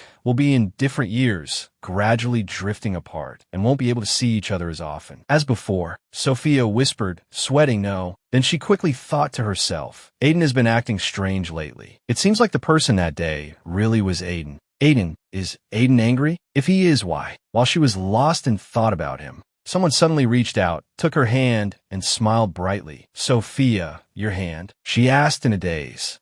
Leo, Sr. He gently asked, why the long face, Poppy? She giggled, Poppy? Aiden asked in a low voice, Poppy? Leo calmly confirmed, yes. Isn't it? I even brought a gift for Poppy. Hearing this, Sophia excitedly replied, it is Poppy. Woof woof. Raising the wooden stick in his hand, he declared, that's right, this is a gift for you. Sophia couldn't help but think to herself, puzzled, lately, Leo keeps treating me like a pet. Aiden unexpectedly denied it. Senior Leo, but my friend isn't a dog. Leo sounded a bit doubtful. Is that so? Sophia couldn't help but ask curiously, is that true? He reproachfully asked in a low voice. What are you saying, Sophia? She quickly continued. But Logan suddenly leaned closer to Leo and asked, Leo, what are you doing here? I was wondering where you went. Turns out you're hanging out with a girl. A handsome guy next to another handsome guy. Seeing the two of them seemingly close, she was a little surprised and exclaimed, oh, Logan, since when were you two so close? He replied, I helped Senior Leo with his training. Leo, sweating, muttered reproachfully, anyway, you're the one who ruined everything. Hearing that, he laughed heartily. Leo, really, I'm sad. I didn't know there was something about you I didn't know. You're hogging a talent like Sophia, all to yourself, greedy Leo. Right, Sophia. She didn't answer immediately, but smiled faintly, thinking to herself, that's right, we should all be friendly with each other, Senior. Then she exclaimed in admiration, wow, so handsome. Speaking of, Aiden immediately reassured her. Don't mind him. Logan suddenly looked up and suggested, let's see how Sophia's academic results are. She cried out in alarm, wait. While searching for the results, Logan speculated, Sophia must be at the top, right? Maybe a little lower? She fearfully whispered, hey. He quickly asked, where's Sophia? She softly guided him, here, down below. Seeing Sophia Saran's name sitting at the very bottom of the list, he was utterly stunned and quickly apologized that I'm sorry. Please say something. Cough, cough. It's okay, Sophia. Even if your grades are low, you're still a great talent. Leo interjected softly. Maybe higher education is a bit difficult for Poppy. Aiden didn't reply, but sighed helplessly. Hanging her head low, she dejectedly pleaded, ugh, I'd rather you all just scold me. Leo continued softly, Poppy, no, Sophia. Even if your grades are low, you can still make up for it in other areas. Don't worry. She asked joyfully, really? He immediately affirmed, yes. At Deepening Academy, besides exams, there are many other activities, accumulating experience outside of school like participating in tournaments. The results report session at the club during the summer festival. If that's not enough, take extra classes. Logan, beaming, affirmed, but the easiest and most fun thing is to join clubs. And among them, number one is the drama club. You could even become the main character. Praise, admiration, and even glory. Our club has a very good track record. Sophia always welcomes you.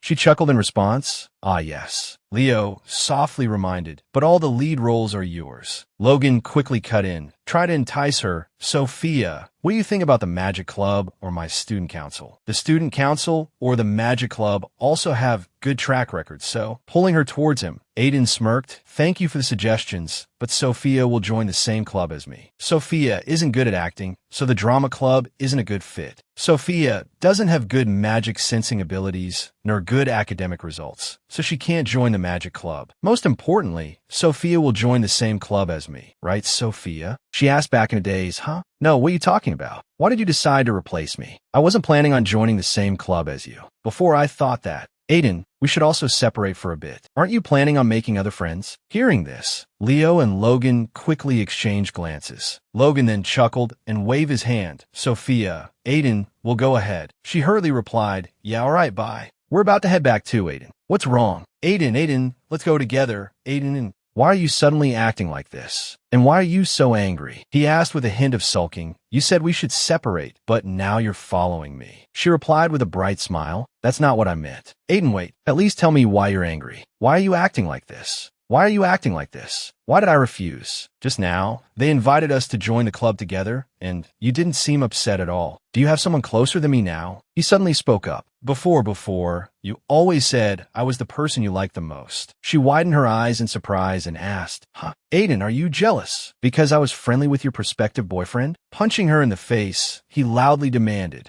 cut out. Don't forget, we're going to the capital tomorrow. Wait in front of the dormitory on time, got it? She let out a choked sob. Humph. Then she couldn't help but wonder to herself. Aiden has been really strange lately. The next morning, Sophia suddenly asked, stunned what? Coughing and sputtering. Aiden replied in a low voice, I told you, it hurts too much to go. She asked tearfully, are you mad at me? So you're not coming? He replied, slightly irritated, that's not it. After saying goodbye to you last night, I stayed up all night because I couldn't sleep. Cough, cough. Then he quickly thought to himself, I can't tell her I stayed up all night tossing and turning because of angst. She asked worriedly, really? Should I go alone then? Seeing her mood suddenly plummet, he quickly offered words of encouragement. Sophia, I know you're really looking forward to the trip to the capital, but if you go with anyone other than me, you'll die. Understand? She hurriedly replied, yes, I understand. Then she thought to herself, he said that, but I'm in a magical world. I'm really curious about the chicken skewers the main characters in the novel always eat.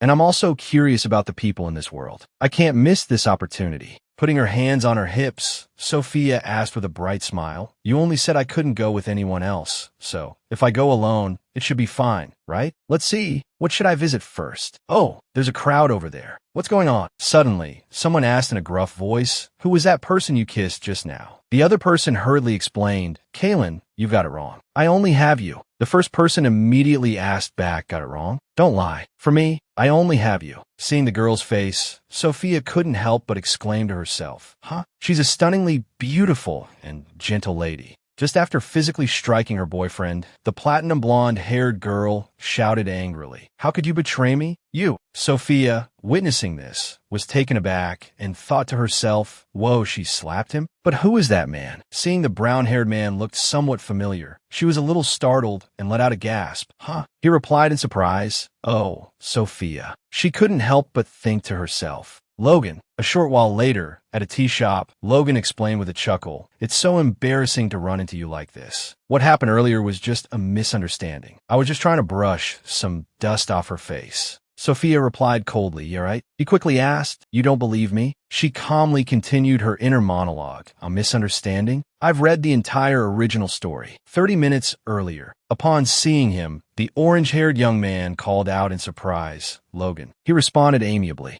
hello. While waving to him, the orange-haired man exclaimed with a beaming smile, wow, what a coincidence meeting you here. He immediately replied, yeah, I was just passing by. Hearing this, the orange-haired man chuckled and said, liar. Isn't today the day you're supposed to be on a date with your girlfriend? He asked back with a forced laugh. Ha, busted. Hearing this, the orange-haired man asked in surprise, but how did you know that? He asked back with a faint smile. You weren't just passing by, were you? The orange-haired man blushed and replied, you knew. Gently lifting the orange-haired man's chin, he calmly confirmed, of course, someone as adorable as you likes me. The orange-haired man whispered shyly, Logan. Just as the platinum blonde-haired girl saw their incredibly intimate actions, she flew into a rage, physically lashed out at him, and yelled curses.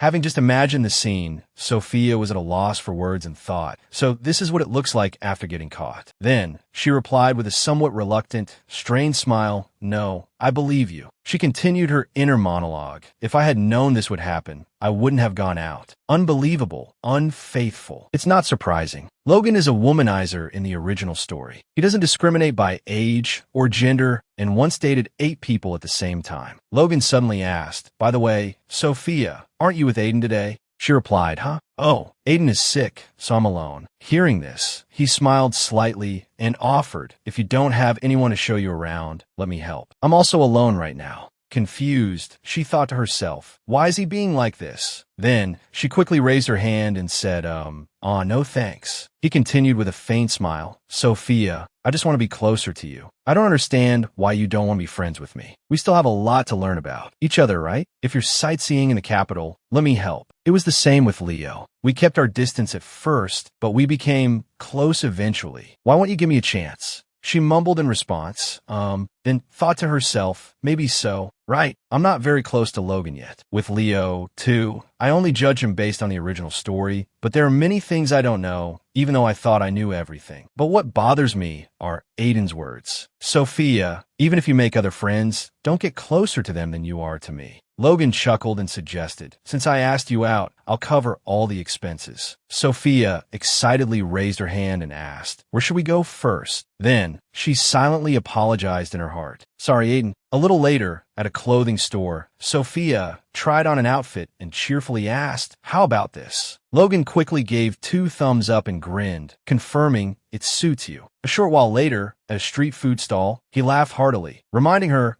you've got sauce on your face. While enjoying her skewer, she exclaimed, wow, this is delicious. Yet another short while later, at a jewelry stall, holding a beaded bracelet, she marveled, it's so beautiful, so pretty. That afternoon, at a fountain, something amused her, and she suddenly burst out laughing. Logan stood up and suggested, I'll go get us some drinks. She waved him off, replying, okay, go ahead. While watching a dove spread its wings and fly across the sky, she couldn't help but wonder to herself, is it okay to be this happy? Why do I keep thinking about Aiden? Is it guilt because the person beside me should be Aiden, or do I miss Aiden? He should be the one here. Next time, I'll definitely go out with him, as long as nothing comes up. Suddenly, someone called out, hey! A stranger blocked Sophia's path and asked, excuse me, do you have a boyfriend? She turned around with a bewildered expression. Seeing her dumbfounded look, he quickly explained his intentions that, oh, I didn't mean anything by it. He pointed towards a newly opened shop and winked, explaining, the Rosette Bakery is having a couples event. Just participate and you get a gift. Sophia's eyes lit up with excitement. The Rosette Bakery was famous in the novel, considered the pinnacle of the culinary world. She eagerly thought, I want that too. If it were Logan, he'd definitely participate with me. She glanced around and mumbled, well, I do have someone else's boyfriend. Meanwhile, Logan was standing at the jewelry store, holding a blue jade bracelet and asking, the bracelet the girl I was with was looking at earlier, was it this one? The salesperson smiled and nodded, replying, yes, that's the one. She carefully wrapped the bracelet and handed it to Logan that you're her boyfriend, after all. So why did you earlier? He accepted the bag and chuckled in response, Earlier, Logan and Sophia were at the jewelry store. She admired the bracelet, turning it over in her hands. This is beautiful. Do I like the white one or the blue one better? Logan asked. She wore both on her wrist, pondering, which one is prettier? He leaned in close and whispered his opinion. Since Sophia is so lovely, I think the one on the left suits you better. The salesperson, admiring their sweet interaction, offered, are you two a couple? I'll give you a discount. Logan smiled sweetly and looked up. What do you think, Sophia? Before he could finish, she interrupted to explain, no, we're just friends. No, not even friends, just acquaintances. Then, with a slightly teasing tone, Sophia reminded the salesperson, you probably don't understand the character settings. How could a handsome guy like him be with a side character like me? She then quickly turned to Logan and said, Logan, I'm sorry. Let's go look somewhere else. Seeing him standing frozen in the jewelry store just now, Sophia ran over in surprise, calling out, Logan, are you still struggling with this internally? Do you hate me that much? Normally, anyone who comes here agrees. Why don't you? Logan clutched the bag in his hand, remembering the girls around him, all infatuated that MY love. If Sophia were here, it would be so interesting. Logan stared thoughtfully at the bag, his heart heavy. From behind, a hand gently nudged him. A sweet voice called out, my love. He turned around, surprised, looking at the girl winking seductively at him. Sophia. She put on a cute expression and playfully scolded him. Haha, my love, really? People will think we're not a couple. Logan's eyes widened in confusion. Didn't you just say it was impossible? Before he could finish, he was punched hard in the stomach. Sophia whined, "Oh my God, you're such an idiot." A series of playful punches followed. Logan felt the world spinning. What is this? Where am I? At this point, Sophia stopped. She stepped closer, concerned at, "Oh, did I punch you too hard? Are you okay, Logan?" Racing heart, dizziness, and a churning stomach, but it was all in his head. Logan quickly regained his composure, adjusting his clothes and chuckling that, "Yeah, I'm fine." She smiled, placing a hand on her chest. "Really? That's good. Logan, can I ask you a favor?" He nodded without thinking. "Sure, anything. This could it be?" Sophia quickly pulled him to the town square. A beautifully decorated bakery in the middle of the square attracted many passers-by. A table overflowing with gifts was on display, prizes for a couple's event. Love and sweetness, making that love even sweeter. The event's host appeared, enthusiastically announcing to everyone present. So, from now on, Rosette Bakery will be holding a competition for couples. Everyone cheered enthusiastically, except for Logan, whose face was pale with confusion. Where am I? Who am I? Sophia, the most excited of the bunch, clapped her hands and whispered to him, "Sorry, Logan.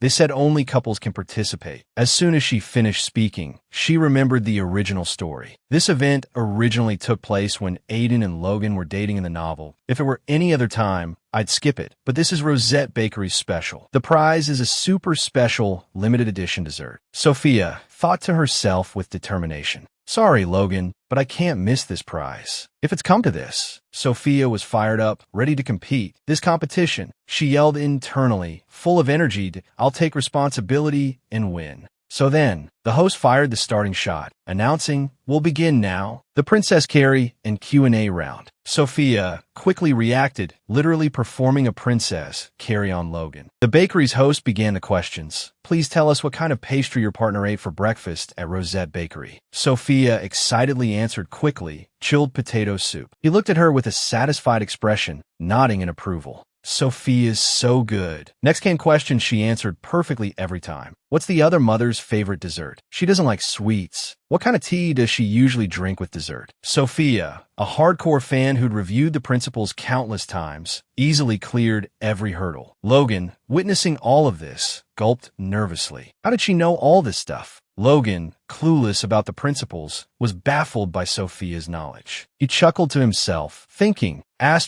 thought she didn't care about me. Could Sophia be a fan of mine too? Meanwhile, Sophia rejoiced as the prize neared. Thank goodness the questions are identical to the principles. That last one was the final question in the book. Now I just need to avoid being discovered. Richard, standing behind them, recognized her instantly. Sophia. Lena furrowed her brow, interrupting. What is it? You know that person? Isn't that Sophia? Fear gripped Sophia as she muttered, breaking out in a cold sweat. That voice is Richard. Behind them, two red-haired individuals exchanged puzzled glances. How could Sophia be here? Who's the girl next to Richard? Could she be his girlfriend? Lena frowned, irritated. Him again? Are you sure you're not mistaken? He shook his head firmly, convinced that my genius senses have never been wrong. Lena, exasperated by his arrogance, conceded with a sigh, Fine, you're a genius. But even so, you're still an idiot. Richard erupted, fuming. Lena Morris, how dare you speak to me like that? And you said you'd pretend to be my girlfriend, but you're not even trying. He bickered with his impudent younger sister. Sophia, panicked, dare not turn around. Are they siblings? What should I do? I can't let them know I'm out with Logan today. Should I ask them to keep it a secret? But that would be even more suspicious. It's best to pretend I don't know them. As she plotted, Richard called out to them. Hey you, the girl with the long dark brown hair. You're Sophia, right? Her heart leaped in her throat. She gasped, unable to deny the inevitable. Logan, understanding, quickly draped a jacket over her head. He whispered in her ear, I'm guessing you don't want to be found out, right? Sophia, don't worry, I'll help you. With that, Logan turned, pulling her behind him. Hi, Richard. Not sure who you're looking for, but you shouldn't be paying so much attention to someone else's girlfriend. Don't pay so much attention to someone else's girlfriend. Logan shielded her further. My girlfriend is quite shy. Richard frowned, skeptical. Oh, your girlfriend? He reconsidered, then responded grumpily. Right? It can't be Sophia. Definitely not Sophia. No way. Sorry about that. Logan hadn't expected things to resolve so quickly. Yeah, no worries. Even Sophia, hiding behind him, was stunned. Asterisk, what just happened? What is this strange, uncomfortable feeling? Is he drawing a line with the side character? Asterisk, but she didn't dwell on it. Everything was fine now. As long as she got back to the dorm, she wouldn't be discovered. The host watched the teams enter the next round and announced another challenge. Now, to choose our final winner, we'll move on to the final round, the pocky game. All four were dumbfounded, jaws agape. Sophia's face paled the most. Asterisk, oh no, this isn't how it's supposed to go. This is different from the principles. Asterisk. The host continued. Unexpectedly, 2 couples remain, so we've added a new game. Richard jaw dropped. Huh? I have to do that with you. Logan took the pastry from the staff member. Here, take this. Sophia had been spraying hairspray since who knows when, but it's all my fault that things changed. Even though it's not happening yet, Logan belongs to Aiden. What should I do? Should I give up? But I'm so close to winning. Logan stepped closer, his lips brushing against hers. Oh, you want to win? Sophia blushed crimson, looking up. Yes. Well, yes. He smiled softly and whispered, don't worry. I'll help you win without getting caught. Logan put one end of the pocky stick in his mouth. Seeing you happy made me hold back, but whether it's a game or romance, I always want to lead. Stay still. Sophia was completely flustered, speechless as she watched him. Stay still? What? Earlier, Sophia had taken Logan by surprise. Her mind was racing, and the shock had even reached his brain. As they drew closer, her blush deepened. Is this really happening? What do I do? The close proximity was one thing, but she could also see the enticing glimpse of his toned chest peeking through his shirt. He's really showing that much. Sophia couldn't control her trembling. She was terrified. She backed away so much that he had to pull her back. Wait, Sophia. Just then, fireworks burst brilliantly across the sky. The host on stage excitedly held the microphone towards them. Well then, the winners. What are your names? Huh? Me? Sophia's mind was still reeling. She stammered, no, it's Sophia. Sophia, Serena. Beside her, Logan stood happily. The host chuckled and congratulated them enthusiastically. Well then, congratulations on your victory. The host then took the microphone and announced their names. Everyone, this year's best couple is Sophia Serena and Logan William. Sophia looked down at the audience in a panic. Richard was staring daggers at her. What? You two were in it for the prize too? If so, you should have said something. He then announced something everyone could already see. You may not know this, but we're actually not a couple, but siblings. Sophia shrugged, muttering dejectedly. I know. Richard pointed towards the bakery and continued. We were also in it for the prize. Do you like sweets that much? Lena retorted. You don't understand. It's because your taste buds are made of muscle. Richard was also participating for the prize. Sophia was unexpectedly relieved to hear that, but she was now caught in the middle of their sibling rivalry. Why are they doing this next to me? If it wasn't me here, but Aiden, they would have already fallen into Aiden's harem, all because of me. She was blaming herself when Lena turned to her and said sweetly, you're even cuter than I'd heard. Want to compete with me? Richard couldn't let Lena steal her away and frantically pulled her back. What? Me first. Don't cut in line. Let go. You let go first. Sophia saw them as 2 kindergartners fighting over a toy. Stop it. She was being pulled back and forth, crying internally, just stop it. Finally, Logan stepped in to rescue her. Excuse me, but Sophia already agreed to a date with me. She's coming with me. Logan, let's go. He took her small hand and led her away. Sophia, he called back over his shoulder, we still have a lot to do. Sophia looked at him blankly, but quickly caught on. Huh? Oh, okay. Lena stood next to him, teasing her brother. Come on, brother, do your best. Huh? What do you mean? Lena shrugged, reminding him, if you don't try, there's no hope. Someone's already made their move. The next stop is the cathedral. Logan brought her to the gate and pointed out some of the prominent features. This is the main cathedral where the Pope resides. The frescoes inside are very famous, but Sophia, if you're tired, we can go back. Huh? It took Sophia being called several times before she snapped out of it. Dado, should we go back? Her face showed clear boredom. What's going on? Ever since I got here, I've been feeling strange. Is it because of what happened earlier? Sophia glanced at him a few times. Logan didn't seem to care, but that made her care even more. The two of them had really gotten closer. Originally, Aiden was supposed to be the one doing this. She blamed herself, feeling like she was interfering once again. What would happen to her relationship with Aiden? She imagined Aiden crying and blaming her. You're so mean. Sophia, you promised to hang out with me, but you secretly went on a date with someone else. You said you liked me the most. Sophia. Logan continued walking ahead. Only she remained, standing still behind him. Seeing her lost in thought, he started to worry. Sophia. Hey, Logan. He leaned against his hand and replied, yeah? This might be weird, but during the game earlier, did your lips touch mine? Logan furrowed his brows in confusion. What?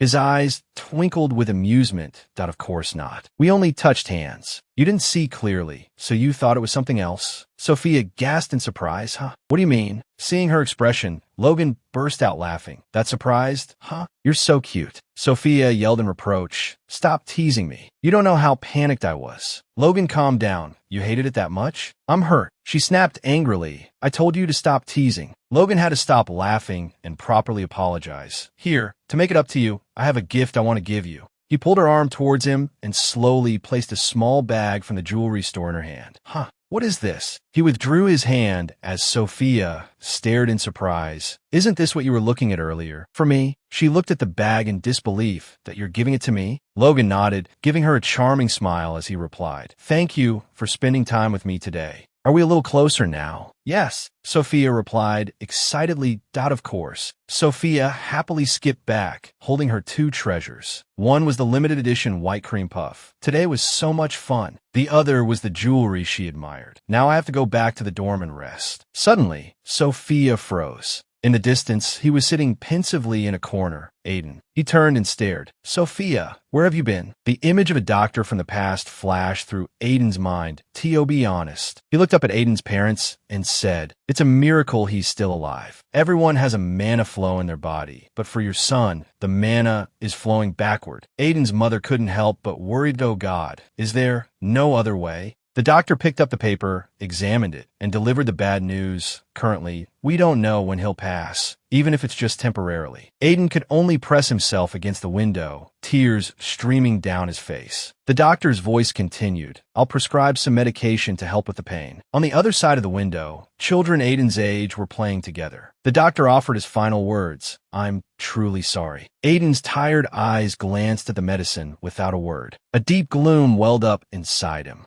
How long do I have to take this useless medicine? Aiden's mother cried out in despair. Why is this happening to us? A lifetime dependent on medication. His heart clenched. A lifetime. She grasped his hand and pleaded, Aiden, please live. Don't leave me. Aiden was torn to a lifetime living like this, living in fear and pain. He remembered the times he'd woken up coughing, the memory adding to his heartache, not knowing when he would die. At this point, Aiden's eyes looked down heavily. What reason do I have to keep living? His subconscious clung to a distorted memory. Aiden, can you endure a little longer? More tears flowed. Even if it's just for us. Aiden silently lamented, you're so selfish, making me endure this for a lifetime. A question surfaced in his mind. Can I ever be happy? Suddenly, the dark past was extinguished by Sophia's voice. Aiden. She took his hand. With a positive spirit and a constant smile, she said, you will definitely be happy. Sophia looked at him affectionately. Even if it's a little difficult now, your life will definitely be bright in the future. An image of friends chatting under blooming flowers flashed in her mind. You'll be loved by many and experience a beautiful youth. Imagining them together made Sophia's heart flutter, and you'll meet someone who truly loves you. Her words from that time still echoed in his ears. Asterisk, finally, you'll be happy. Asterisk, but in truth, Sophia had always believed one thing. Asterisk, because you are the main character of this world. Asterisk, she rushed forward and hugged Aiden tightly as, oh, don't be sad. I'll always be by your side to help you achieve that. From then on, she always accompanied him.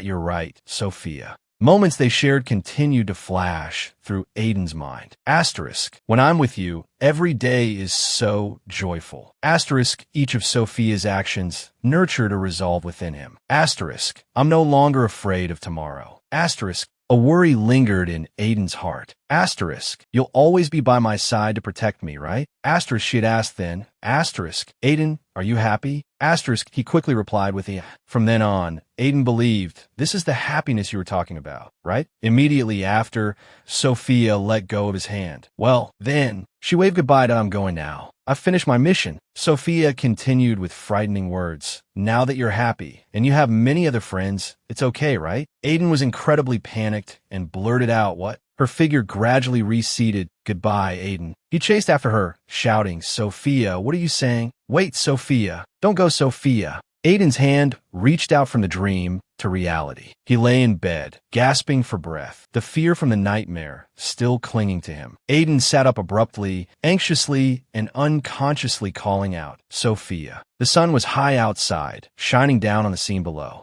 Back in the present, where the two were talking, Sophia asked, "Aiden, are you still angry?" She smiled sheepishly. "I went out to buy you a present. Here, this bracelet. You always crave sweets when you're hurting. So how is it? Is the cake good? Is the bracelet pretty?" He picked up his fork and replied slowly, "Thank you for the bracelet. It's beautiful. The cake is also good." Sophia sighed inwardly. Such a half-hearted compliment. Aiden turned away and asked, "It must have been fun hanging out with someone else, huh? This isn't a gift you picked out yourself, is it?" She was completely surprised. "Huh? How did you know?" He mused to himself. "How could I not know? I can tell this isn't your style." There were too many things that gave it away. Like this bracelet, it's too nice for your usual taste. Completely different from the gifts you usually pick. You always give me food. This cake was also too extravagant. Her allowance couldn't buy such expensive sweets. He spoke reproachfully. "Did I ever say I wanted gifts like this? Do you know how worried I was waiting here for you? It's late, and you weren't back yet." Aiden's tears fell unceasingly. The feeling was like before. The image of her covered in blood reappeared, if you had been hurt when you came back. He had held Sophia's motionless body tightly. Under the starlit night sky, Aiden confessed his feelings. "Sophia, my love, my happiness. If I don't have you, it all becomes meaningless. So, please don't ever leave me." His hands trembled even more.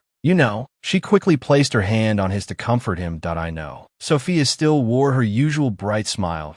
"Yes, oh, but don't worry, Aiden." She reassured him that "I definitely won't leave you. There's still so much we have to do." He silently looked at Sophia for a long time. Then she made a suggestion. "Next time, we definitely have to walk around the city together." Aiden immediately replied, "Yeah." He recounted the events that happened afterward. A few days later, Sophia said she would make me sweets when I was sick, so she joined the sweets club, and I joined the student council at their invitation. Inside the student council room, a whiny voice called out, "Aiden, help me finish that pile of documents." He agreed, yes. Aiden went to the desk. "There's a lot of work at the student council. We still haven't fulfilled our promise to go out on the town." He looked at the book on the desk, lost in thought. He was also spending less time with Sophia. Suddenly, voices from outside drifted in. "Hey, what makes you think you can be so close to my brother? Help me. This brother-obsessed maniac is trying to kill me." Aiden sighed inwardly. Sophia is always loud and causing trouble, so she's easy to find. He could clearly see outside from the window. Raphael was chasing her. "What? Maniac? Hey, give me back my apron." Sophia ran ahead, teasing him.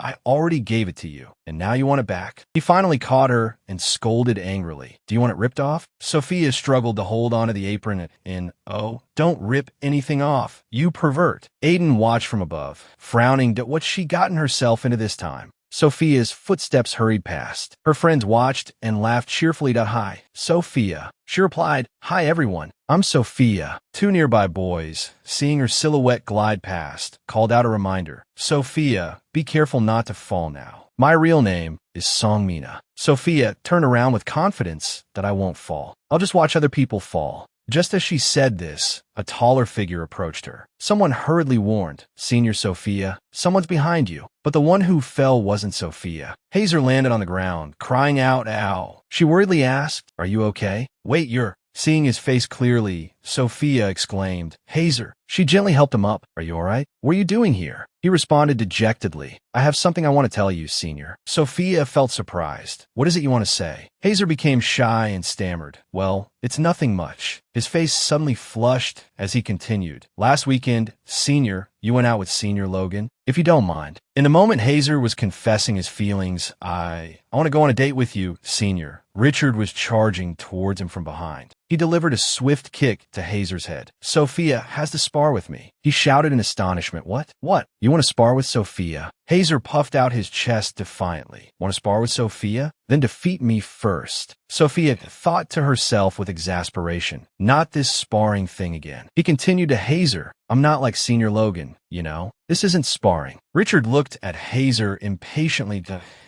Oh, what do you want to do?" He stammered, I want to." Sophia stepped in to intervene. "Both of you, stop it. If you keep this up, I won't speak to either of you." Both Richard and Hazer simultaneously yelled. No way. Seeing this scene made her feel like she was floating in midair. Sophia covered her mouth, trying not to laugh, but couldn't help it. They looked at her, confused at what's so funny. Sophia finally explained, no, it's just that I remember the first time I met you two, you were arguing like this too. She mused to herself, nothing's changed at all. I was worried I'd messed up the storyline, but it seems everyone is still the same. It's reassuring that everyone is still the same. Thinking this, Sophia smiled and expressed, it's so good that you two haven't changed a bit. She felt happy inside that I'm so lucky to know both of you. Hearing Sophia say this, both of their faces flushed. Suddenly, a voice called out from afar. Richard Morrison, Hazer Connor, what are you doing here? The club president is looking for you too. Richard suddenly remembered, oh shoot, I forgot. He turned to leave. Bye, Sophia. Let's spar next time. Hazer also hurriedly bowed. Goodbye, senior. Leo looked curiously at Sophia. And what are you doing here, Poppy? She felt a sense of familiarity and turned around. That voice. Senior Leo? Hello, Poppy. Leo extended his hand towards Sophia. That you're always getting into trouble, aren't you? He gently patted her head. You haven't changed a bit. It's good. She replied with a carefree smile. Hee, I was just thinking the same thing. Leo's actions hadn't stopped. Sophia, you're getting more and more spoiled, aren't you? He looked at her with affectionate eyes. This is a good sign. I like this, Sophia. Then Leo changed the subject. But Sophia, I heard you caused some trouble in the new club you joined. He bluntly stated the truth. She failed the test, so she has to make up for it with club activities. She didn't know what to say. Leo also encouraged her. Just try your best. You can do it. Come on. Sophia replied seriously. Yes, I'll do my best. In the kitchen, a black liquid splashed up from the pot. Raphael gritted his teeth as he read each syllable of her name.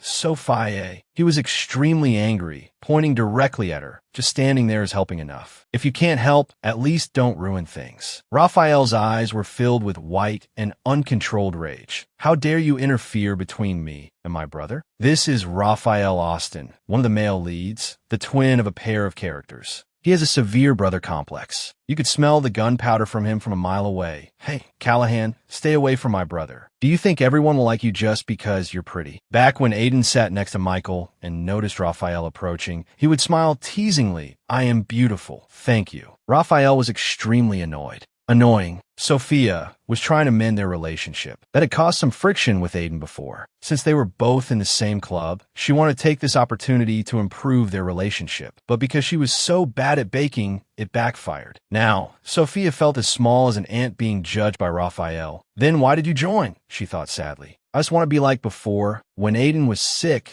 I could make sweets for him. Sophia recalled what she had said to him back then, that I won't go anywhere anymore. I'll make the sweets myself, so Aiden doesn't have to worry anymore. Her eyes were wide and teary.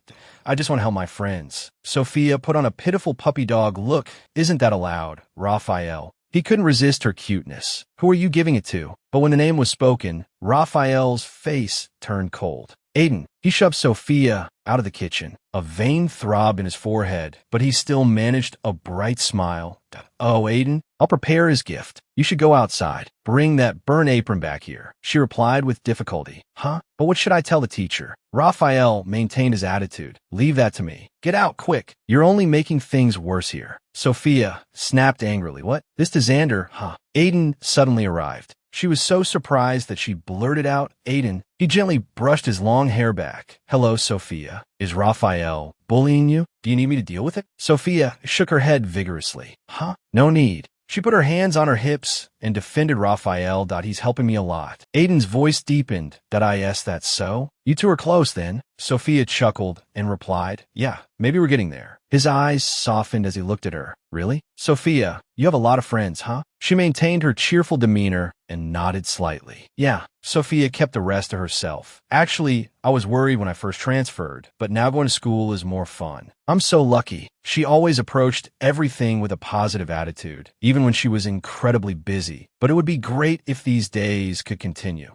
Sophia was about to open the cupboard door. She leaned in to look inside. Something made Sophia pause for a moment. A bloodstained piece of paper was placed inside, with the words written on it, don't pretend. This is the paper. Before club activities started, I didn't see anything in my locker. Did I mistake Aiden's locker for mine? No, this wasn't in the original story. So, was it really sent to me? If it was, why? The more I thought about it, the less I understood. Completely baffled, Sophia chose to avoid reality. She ran in with a bright, cheerful smile. The cute angel has arrived. Then, she was suddenly taken aback. Huh? Why does everyone look so tense? One of them spoke up. What do you think, Sophia? It's club time. Where have you been? Causing trouble and leaving others to clean up after you. Sophia, accused like that, retorted, no, that's not it. I just want to get my apron. Lena, hearing this, said, don't make excuses, Sophia. You're just freeloading. But Raphael said he would take care of it. His name mentioned. He looked up, huh? He said he'd handle it. Sophia, if this happens again, you'll be kicked out of the club next time. I trust you understand. I'll let slide today. Raphael, listening to this exchange, smirked. I didn't say I'd do a good job. Lena turned and said, all right, everyone disperse. Sophia, trembling, called out, R.A. Raphael. Then she collapsed to her knees, crying and pleading, Raphael, help me. I can't be kicked out of the club. Meanwhile, Raphael stood there, spreading his hands in a gesture of helplessness. How can I help? I only told the truth. Sophia's face was flushed with anger. She asked through gritted teeth, you caused a problem. You couldn't solve it, so what did I say wrong? Sooner or later, you'll be kicked out too. Inwardly, she thought, he's so right I can't even argue. But then, she buried her face in her hands and wailed, I still have to prepare a gift for Aiden. Hearing this, Raphael said, oh, about that. The gift for your friend Aiden. I'll put on that table over there. I included the letter too. Take it. Sophia brightened up. Dotto, thank you for doing that for me. I'll definitely give it to him personally. He replied nonchalantly, yeah, hope he likes it. Despite receiving the strange note and being scolded at the club, at least she had prepared a gift for Aiden. What a relief. Aiden asked her in surprise, Sophia, did you make this yourself? Yeah. You're not usually good at cooking, but this is great. Oh, what's this letter? Is the letter Raphael mentioned a love letter? Seeing it, Sophia quickly snatched it and said, oh dear, that was a mistake. Sorry, Raphael, I accidentally said I made it. But don't worry, I'll read the letter first and relay the message. Exactly. On the piece of paper, it was written, stay away from my brother. Sophia stared at it, frozen. What is this? Lost in thought, she heard Aiden cry out and quickly turned. Aiden, what's wrong? Are you okay? Aiden clutched his mouth at the pancake. Seeing this, Sophia rushed to the table, panicked. Pancake? What about the pancake? Sophia took a bite, and her face immediately changed. What does this taste? How can a perfect-looking pancake taste this horrible? It feels like my sense of taste has been completely inverted. What did Raphael do? Aiden spoke in a low voice. Sophia, you don't like me, so you gave me this, right? Sophia calmly asked, is that so? Surprising Aiden. What do you mean by that reaction? He doesn't like me, so he made this horrible pancake. He hates me because I'm close to his brother. So then, this piece of paper, don't approach my brother, Aiden. Turns out the note was for Aiden, not me. So what am I supposed to tell Aiden? Aiden, he hates that you're close to my brother. So he put a weird note in your locker and gave you this awful pancake. Stay away from him. That being said, what if Aiden gets hurt? After hearing that, Aiden's expression immediately changed. That shameful guy, huh? But then again, he probably won't care, right? Sophia, still lost in thought, gave a cursory reply when he called her name. Yeah. Are you worried about the pancake? Don't worry. You'll do better next time. Aiden, you're such an angel. How can someone so kind live in this world? I can't let him get hurt. I'll handle the note myself. Sophia crumpled the note in her hand and replied, yeah, Aiden, I'll try. That's right, keep it up. I'll definitely resolve this. Elsewhere, Sophia was walking somewhere. I can't do this alone. I need some help. As she walked, she muttered, drama department, drama club room. Is it here? Sophia, previously standing in front of the door, now slipped to the side. She softly called out, excuse me, is anyone here? Logan leaned down and replied, I'm here. Logan, Sophia, you've come to the right place. I heard you need help. What's up? As if she had found her savior, Sophia asked, well, do you know Raphael and Michael? Those two brothers. He spoke gently and calmly. This is just a rumor, so don't take it too seriously. Michael and Raphael. Sophia, unsure what she had just heard, stood frozen, speechless. What? Have you heard that rumor? What rumor? Those twins, they just transferred last year. They weren't always together like they are now. They used to get along with their classmates, even had a close friend. But now things have changed. It's just the two of them. Michael doesn't usually show his emotions. That seems to make him different from other people. when that friend disappeared, there were rumors that they were killed. Some people suspected Michael was the culprit. The twins must know about this rumor too, but they haven't explained anything, so it's become a problem. What? Seeing her surprise, Logan continued, sounds absurd, right? So don't think too much about it. It's just a rumor. Initially, the reason the rumor spread wasn't even a big deal. Wait.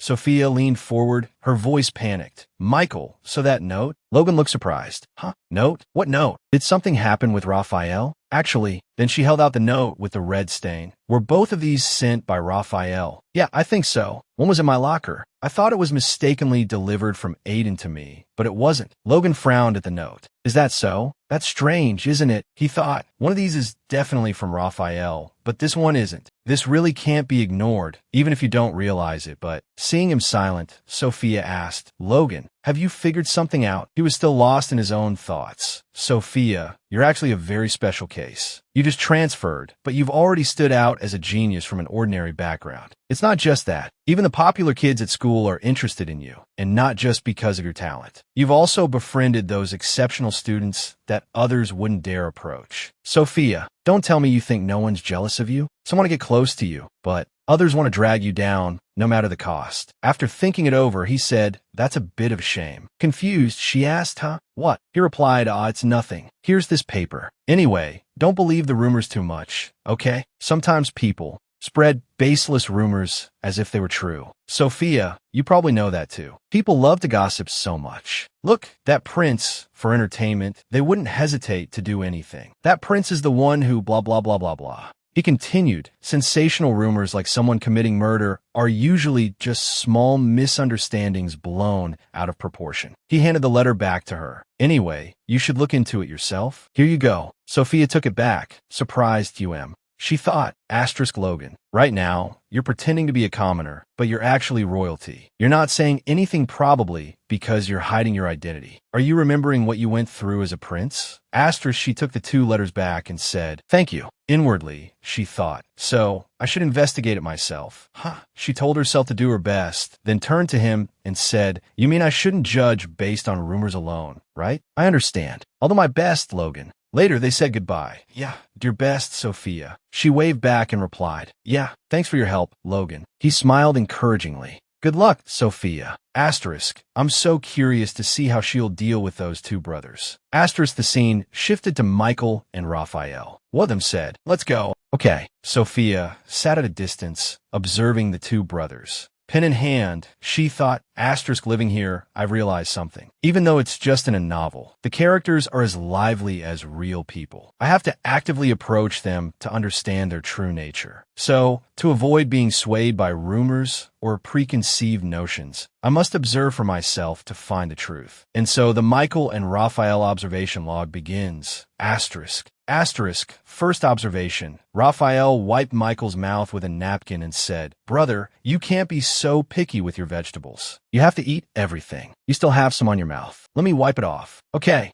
Sophia thought. Raphael is more protective of his brother Michael than I thought. Michael really is as inexpressive and unresponsive as the rumors say. But he accepts Raphael's care without protest. Oh, that actually happened. No, he even seems to like it. A moment later, Raphael whispered to his brother, I'll ask the librarian if they have the book. Wait for me. Michael just mumbled, yeah, come back soon.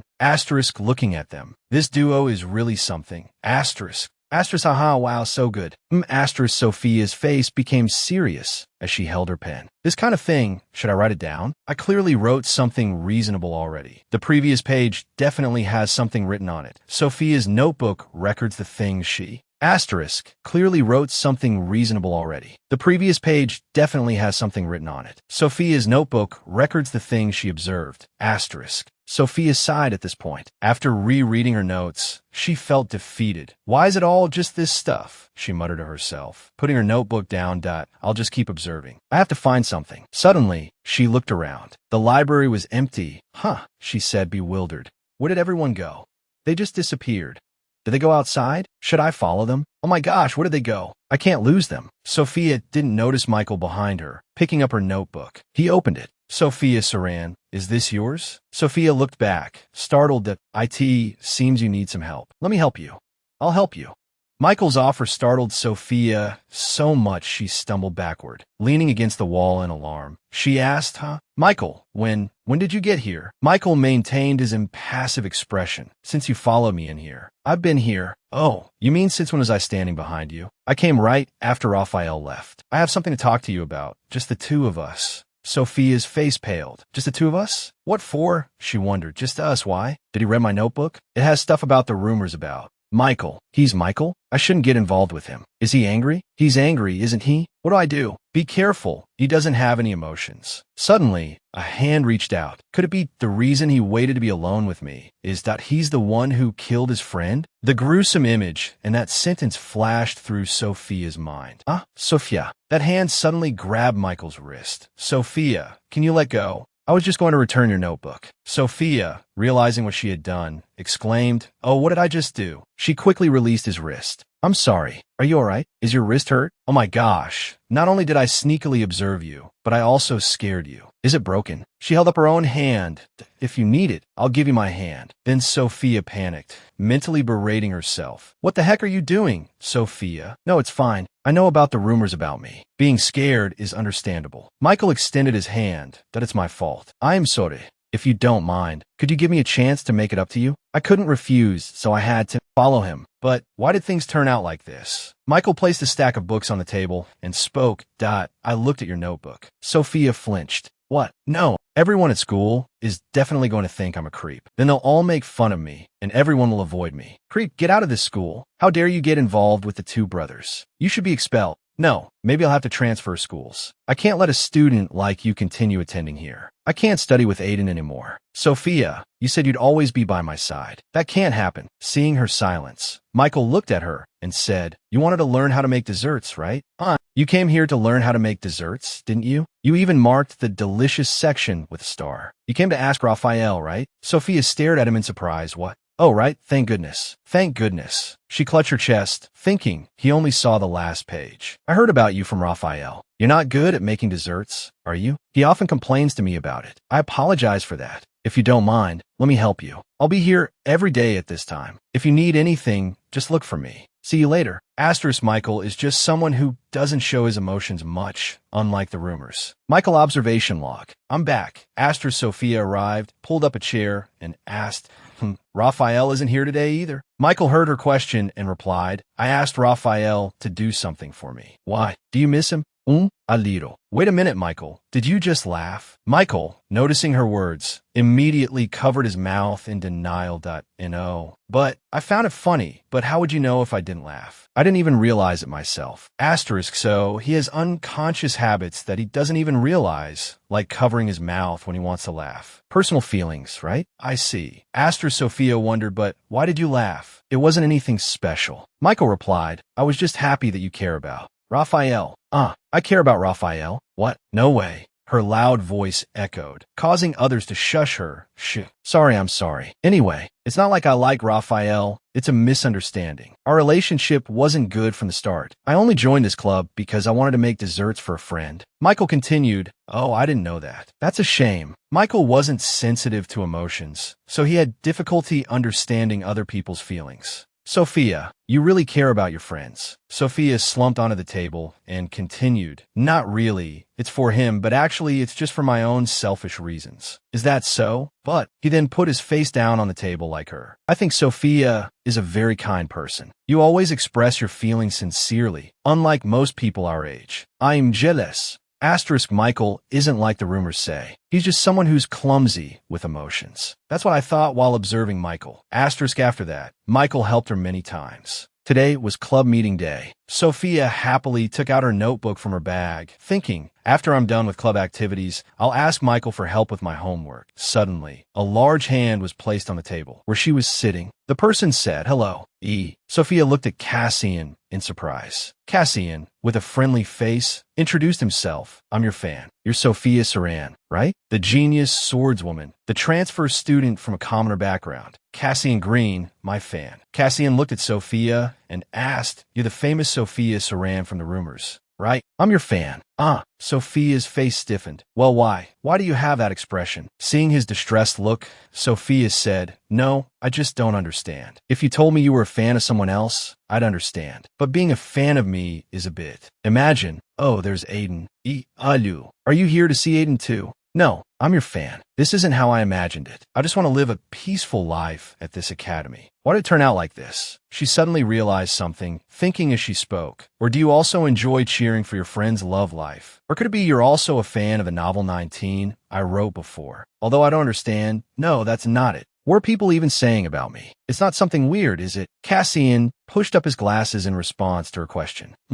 Haven't you heard anything about the rumors? All right, let me tell you. The prestigious and tradition-rich Devran Academy, a gathering place for talented nobles to build social connections. However, at some point, the academy he trailed off has been stirred up by a tempestuous transfer student. An image of Sophia, full of power, appeared. Her voice rang out. Who is the strongest here? From the very beginning, she defeated both leaders of the Swordsmanship Club, forcing them to submit. Cough, you weakling. But in reality, the newly transferred noble is an extremely handsome young man, while she is rumored to be a monster. Actually, she's a childhood friend who always sticks close to protect him. Not only that, she, along with key figures in the school, formed her own faction. Strength, connections, and a chivalrous spirit. She's perfect in every way. That's Sophia. Me? Oh, I'm so excited. For a main character like you, this must be boring, huh? After speaking for a while, he seemed to realize something and shook his head. I apologize. Meeting you in person made me too excited. Sophia was completely surprised and clueless. She thought to herself, me? I'm like that? What is this? It's like I'm a main character in a comic. Is this even allowed? It feels amazing, but is it okay? Am I having too much influence on the established order? Is it really all right? Am I going to become the main character?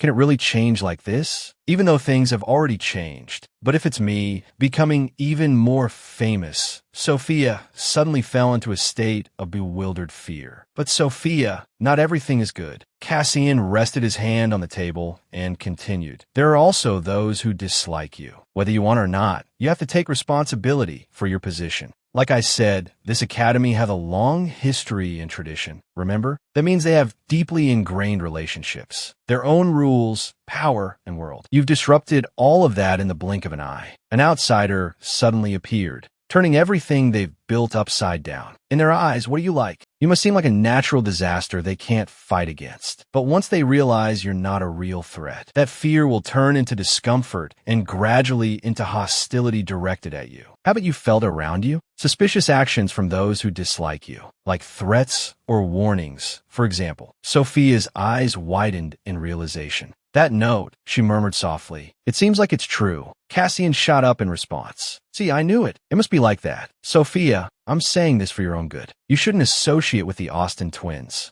They'll only bring you trouble, or maybe they already have, and you haven't realized what kind of people they are yet. Sophia had been silent until now because she was still thinking. But if what you say is true, then that note wasn't from the Austin twins. They have no reason to be afraid of me. Quite the opposite, actually. Sophia, you have to believe me. Do you think I'm saying these things just for fun? I saw it with my own eyes. Cassian remembered the past. One night, he and others, dressed in black suits, stood in the pouring rain. Early summer last year, at a funeral. He died, a talented kid who lacked nothing. He had no reason to make such a terrible decision. This must be, but there's no proof. Where was his best friend? Who was with him that day? That day, Michael sobbed. Asterisco sob asterisco. Ug asterisco sob asterisco. He stood silently where no one could see him, pretending to sob with an icy face. A close friend passed away, and he didn't even blink. Do you think it'll be any different with you? Sophia, be careful. He's really dangerous. Older brother, what are you thinking? Michael replied, thinking? What do you mean? Raphael asked worriedly. Lately, you haven't let me accompany you anywhere. If this continues, what if something like what happened early last summer happens again? Raphael,